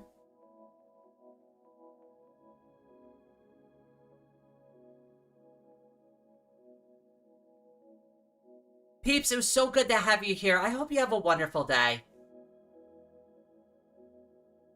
My father will make it his life's mission to fix the family if we have a falling out. He does it every time and does not stop until he thinks. But is it like, how do you feel about that though? Right? Like, I mean, I'm just like, I understand his position, which is he wants his family to be functional, right? But how do you feel like when he does things like that? Are you okay with it? Do you want him to get involved?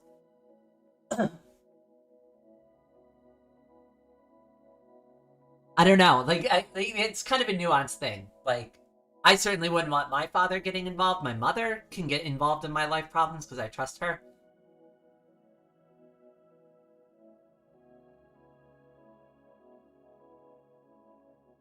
Like, my mom has actually been really great about my transition.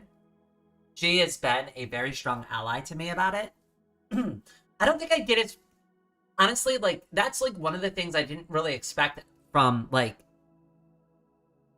I don't know, like, rebuilding our relationship is that she would be, like, such a supportive ally to my transition. Like, I don't know. It just didn't click with me. I just wanted the relationship with my mom back. But she's been really good. She's been really good. she really tries to like, I don't know, whenever I feel bad about anything or anything, she just tries to like take that edge off, you know? And that's hard because like you're all here for me when I'm on live stream, right? But you're not here for me in the real life moments. Like when I look at myself in the mirror and then I start to like my face starts to turn down a little bit, and then like my mom notices stuff like that, right? And she's like, "Why are you frowning?" I don't look good. I look ugly. I can see my beard shadow. He's like, "You look fine. Shut up." We're going out. We're gonna have fun today. Don't think about it. Right? Like, it's nice to have that. It's nice to have that as somebody like who can remind you of the stuff like that.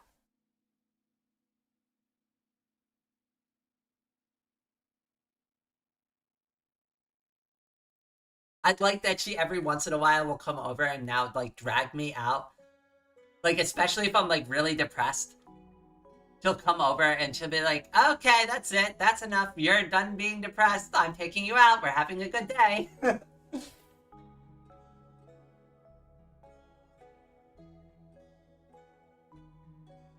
And what's even better, and I don't know if I just didn't notice this about my own mother, but she's very good at picking up on those things without me even like saying it. Like, I'm usually really good at hiding things. I don't know, like she just knows me really well. She like can tell when things are bothering me. I don't know how she does. I guess it's because she's my mother, right? But like, I don't know. She's got this like natural talent for it. She's like immediately, like even if I think like I'm not wearing any emotion on my face, she's just like, "What's wrong?"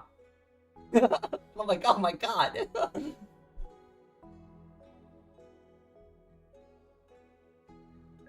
If you could travel anywhere, where would you go? Probably back to. Okay. My first place would probably be back to Taiwan because I love Taiwan. I absolutely love it. Australia was great. I've been to Australia before too. Let me pick a country that I haven't been to. But my number one answer is still Taiwan because Taiwan number one. I love Taiwan. Taiwan is great. If you haven't ever been to Taiwan, you absolutely should go. Full endorsement of Taiwan. Taiwan is great. I could have lived there. If I still could, I would live there. Like, it's amazing. I love it. Anyways, so that's my like most wanted, desired like place to live in the entire world. A country that I haven't been to before. Norway. Norway. I always wanted to go to Norway. And I can't really do this trip now, but the reason why I wanted to go to Norway is because I wanted to climb one of the mountains and look at the northern lights, the aurora borealis. Now, that's going to be kind of hard for me to do, considering my current circumstances. I don't know. Maybe they have like a bus tour thing I can sign up for or something. I don't know. That's going to be kind of tough. So that one's like really on the back burner because I don't even know if I can do it. And that would like be the whole point of going to Norway is for that. Like if I don't get that, then, well, I don't know. I'm sure there's other parts of the country I'd want to see, but like that would be like the crowning moment of the trip for me. Like that would be like the highlight like that I would want to have for that trip. So I don't know. I mean, yeah. Is the politics anywhere in the world good right now? I don't want to get into a politics conversation, but you could make that argument for almost anywhere right now. And it'd be at least 50% true. At minimum, 50% true. Everywhere kind of sucks right now.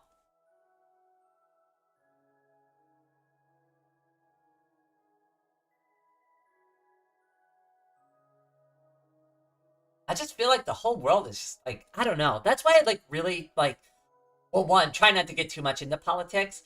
And two, I try to like provide a safe space away from that kind of like stuff because like, it's just like, it's always there, right? Like, you turn on the news and it's a constant stream of bad news and shitty governments doing more shitty things, right? And it's just like, it's endless. Like, that's why, like, I really feel like these kind of spaces are valuable. Like, the things that VTubers and YouTubers and, like, content creators are doing right now, that's real value because, like, people need entertainment that's not, like, tied into that, into politics, right? They need something that's not like constantly blowing up their spot in their lives. And I try to provide that space as best as possible here. Which is why I don't go into super long political rants about like my opinions and shit like that. I have them. I have very strong opinions. I just don't share them.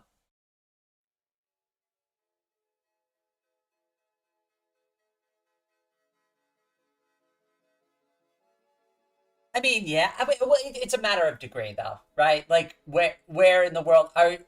So, like, when you say something like that, Sharky, are you saying, it's worse than a lot of places in its region, or worldwide? Because if you're saying it's on a global scale, you'd be completely wrong. Because I can name at least 5 countries in the Middle East that are completely without government and basically just run by local militias. Like, they have a government, but it's not really there. Right? Like, I would argue those places are probably far worse. So it's a matter of scale. It's a matter, like, and that's why it's like, I don't like to paint with a broad brush, because when you start painting with a broad brush, then you're going to start catching people in the middle that don't really belong in the broad brush.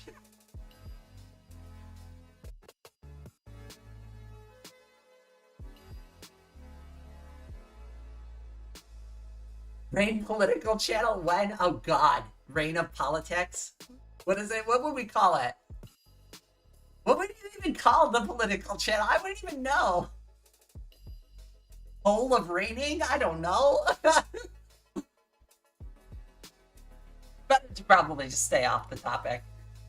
I don't need the drama anyways, right? Like, do y'all want a bunch of transphobes in here arguing with you about, like, their dear Lord and Savior all the time? I don't want it. I don't need that shit in here.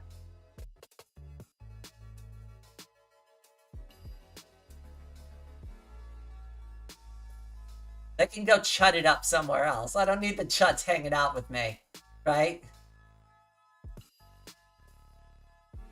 The Reign of Rainbows. Oh, I love that. Paragon. If I make another YouTube channel, that is what it's going to be called. Holy shit, that is fucking beautiful. Oh my God, oh shit. I kind of like Life of Raining, but maybe I'll change it to Reign of Rainbows. I don't know, now I'm gonna think of that. That's actually a really good name.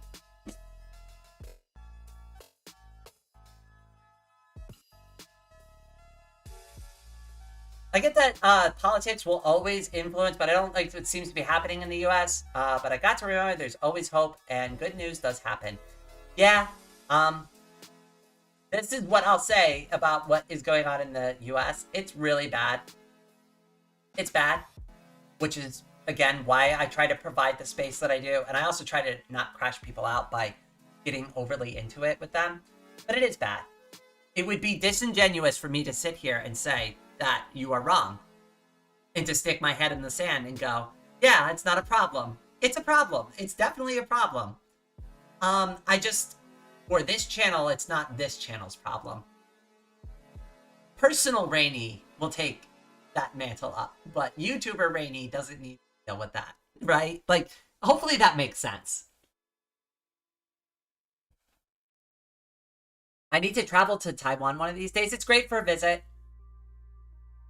It's, like I said, I would live there, but I also know people there, right? Like, I actually know a decent amount of people in that country, so, like, living there would not be the most unrealistic thing. The thing that makes it unrealistic is that I'm disabled.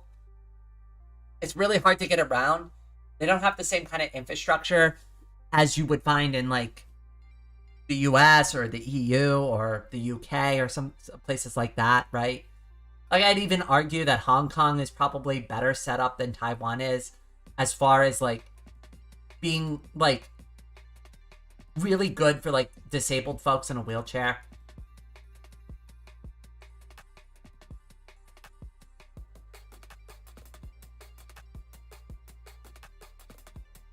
There's a couple of countries where it's just, like, it's impossible. It's impossible. You're basically asking for trouble. I feel bad for anybody who has to use a wheelchair in some of these countries, because it's like, oh my gosh, how do you even get around? as far as the infrastructure is concerned, like with the, because like I was specifically talking about like the infrastructure for disabled people is lacking in Taiwan. Like the proper bumps to get onto curbs and stuff like that. It's just like you don't see it as often. The worst city I would say probably for this in Taiwan is Taoyuan. Taoyuan doesn't even have sidewalks sometimes. So if you're in a wheelchair and you're getting around in your wheelchair, you literally have to go out into the road with the traffic and the scooters to get around. That's just dangerous, even if you're on foot. It's just bad in general. So like it's really bad for disabled people.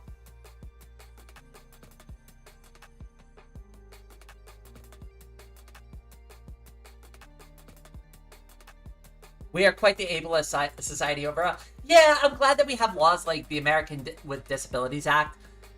Yeah, some places miss the mark sometimes. I've been to this one shop, and I remember going up backwards up this guy's ramp, and I'm like dying, using all my strength to like use the rails to push myself up backwards because I can't even put my hands on the tire. If I let go of these rails, I'm going to slide down this fucking ramp into the.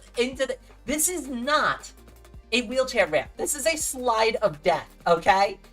Like, we can do better with this, right? Like, come on now. Does anybody test these things out? Like, I think it should be a requirement for the contractor that installs these things that you need to be able to get up this wheelchair ramp in a wheelchair. And if you can't do it, then the disabled person is never going to be able to do it. Right? If you as an able-bodied person with all your strength can't get up this wheelchair ramp, you fucked up the whole project. You need to redo it.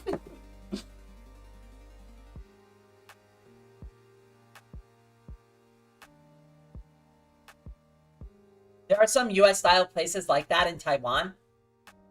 Oh yeah, I mean, I've extensively been all over Taiwan. I've been to the north part of it. I've been to the south. I personally prefer the south part of Taiwan. The weather's just a little better. It's clearer. If you go to the northern part of Taiwan, it's fine, but there's a lot more rainy weather, and it's cloudier all the time. So if you're into, like, dreary, depressing moods all the time, I guess, like, that's a good place to go. But otherwise, the south is definitely got the clear weather that a lot of more folks would enjoy.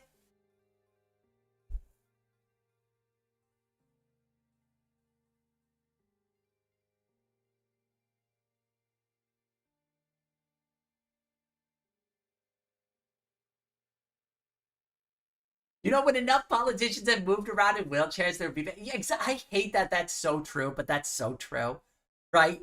Honestly, that's when the biggest change happens, right? When the mayor of a city becomes disabled, and then they realize how shitty it is, and they're like, wow, somebody's got to fix this. It's like, huh, you think? You think? Thanks.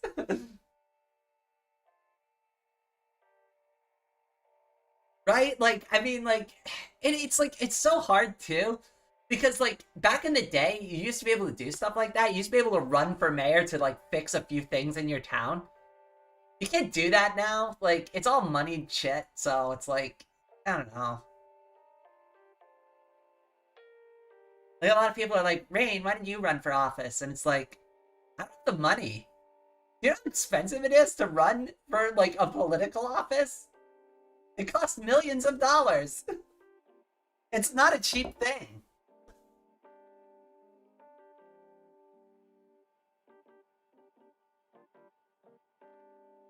Rain of Rainbow sounds awesome. I agree. I just don't know how I'd use it yet. I gotta think on that part. But it is worth using. Like, I definitely love the name.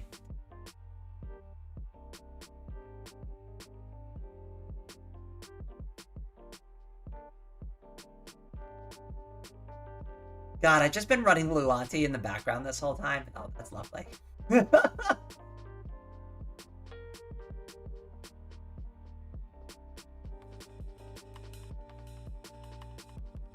Alright, why don't we stretch this out a little bit? Can I make this any bigger?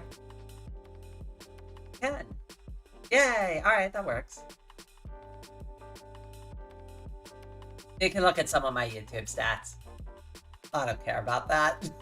we're probably gonna wrap the stream up anyways. I can't believe we even did this for as long as we did it. I'm just glad. I'm just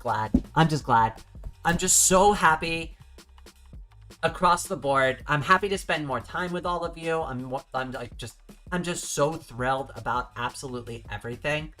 Even though I gotta rebuild it, even though I gotta rebuild the thank you card from scratch and all the cool stuff that I put together over the past year, it's all gotta be done again. But hey, you know what? New year, new me. How about that? We'll take it as a blessing in disguise, right? New year, new me. New setup, let's go, right? I've been working on this for 4 weeks anyways.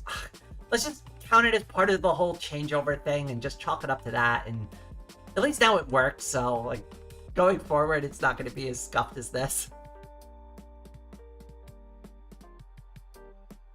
Oh yeah, it's even expensive to get registered to run in the first place. I know.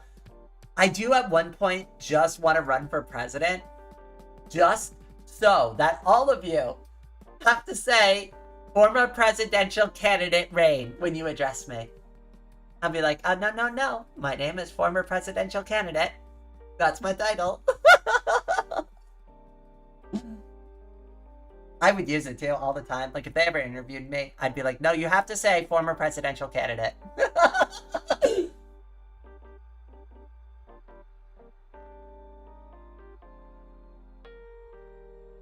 I mean, yeah, right? I don't even need to win. As long as, a few people vote for me, it's valid, right? I did run for president. I am a former presidential candidate. I did run for president of the United States. It's true. I have the paperwork to prove it.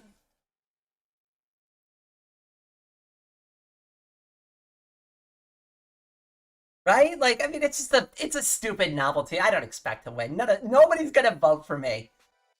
Nobody would ever vote for me to be president. In a serious capacity. Well, half of you aren't even American to begin with, so even if you said you were going to vote for me, you couldn't vote for me anyways. And then, the other half would be excited, but it's realistically, I'd get 100 votes at most. Maybe a few people would be like, yeah, vote for the trans VTuber girl. Yeah, she definitely knows what she's doing.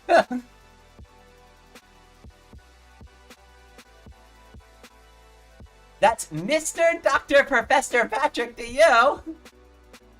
I love it. Even in my small country, you would need at least 50K signatures to run for president. I think you just got to fill out the paperwork and fill out the fee, and you can get added to the ballot. Now, getting to the added to the ballot on each state is different, but you can at least, register. I'm pretty sure you're good for that, but, each state has a different, requirement for getting on the ballot. That is a little harder. I'd be down for a VTuber president. I mean, hey, I could be both the first VTuber president and the first transgender woman president. Hey, we can go for a twofer. Well, technically, actually, it'd be a threefer because I'd be the first female president too. So there you go. There's all three in one go. Listen, that's why you would vote for me. I can make it rain.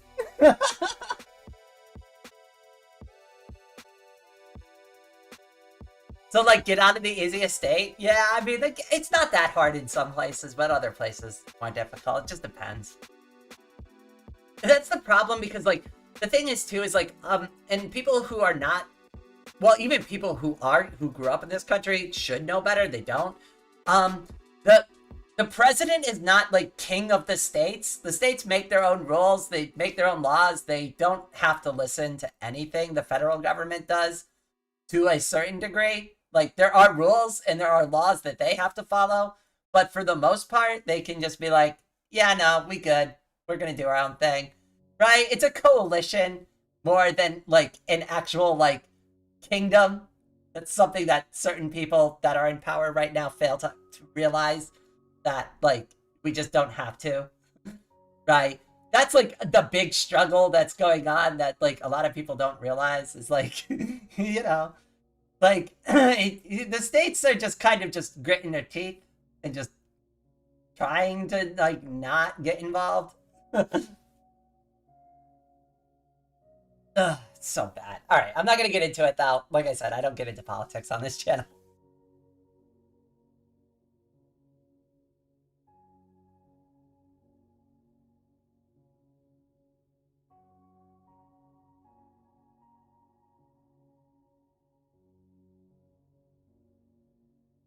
It looks like my Wi-Fi's messing up a little bit.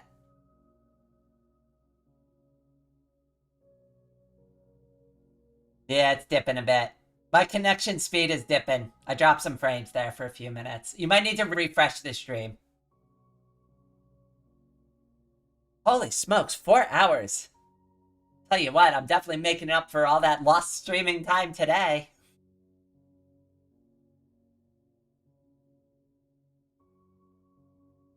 This is probably a good time to end the live stream, though. I really wish I had, like, the card and everything. None of it's nothing. I have nothing. I have nothing. I have no way to, like, thank you properly with, like, all your scrolling names or nothing. I'm really sorry. I just don't have it. I'm gonna have to build it back again. But I do want to say, like, a very, very, very, very special shout out to Niku, to Lemon Zest.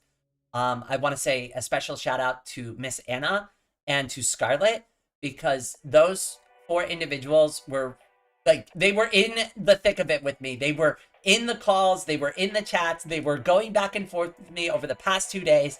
You all each helped in your own way. I get it. I get it. You all probably feel like you made a minor contribution, but, like, from my perspective, it was like you all took shifts. It was, like, actually kind of lined up really well, because it was like one person was like, oh, sorry, I can't help you anymore. And, like, the next person, like, was like messaging me and like, hey, so you want to try working on this? And I'm like, yeah, let's do it. So, like, honestly, like, from my perspective, it was like, it was literally perfect. Like, you all volunteered at exactly the right times. How am I doing after such a long stream? Wonderful. In fact, I'm extremely comfortable right now. The only thing that's holding me back is that I do have some other things that I have to take care of. I wasn't prepared to stream when I did. I didn't even expect to stream today. I didn't even think this was gonna work. Like, oh, Escape. Aw, you didn't have to do that. Everybody, head pats in the chat for Escape. I'm so glad, though. I'm so glad that I was able to get it fixed. I was so worried. I really was. I really was worried. I get worried over nothing sometimes. But, like, you know, I don't know. Like, it's just, it's important to me. Like, all of this is really important to me. You know, it's not the most important thing in the world, obviously, right? But the time that I spend with you, because I don't have anything else. Like I said, if I don't have this, I have nothing else. Like, one of the reasons I don't give up on YouTube, no matter how bad things get, is because, like, what am I going to do with my time? Sit in my room and twiddle my thumbs? Like, this is what I do to, like, unwind, and I love it. I love spending time with you, the community, everybody here. Like, you are the best part of my day. So I'm just so happy that we got this fixed.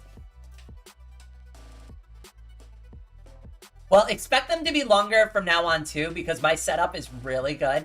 I'm extremely comfortable.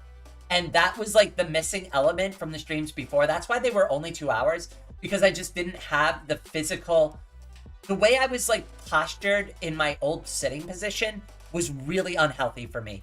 It was really bad for my hips. It was causing me physical pain.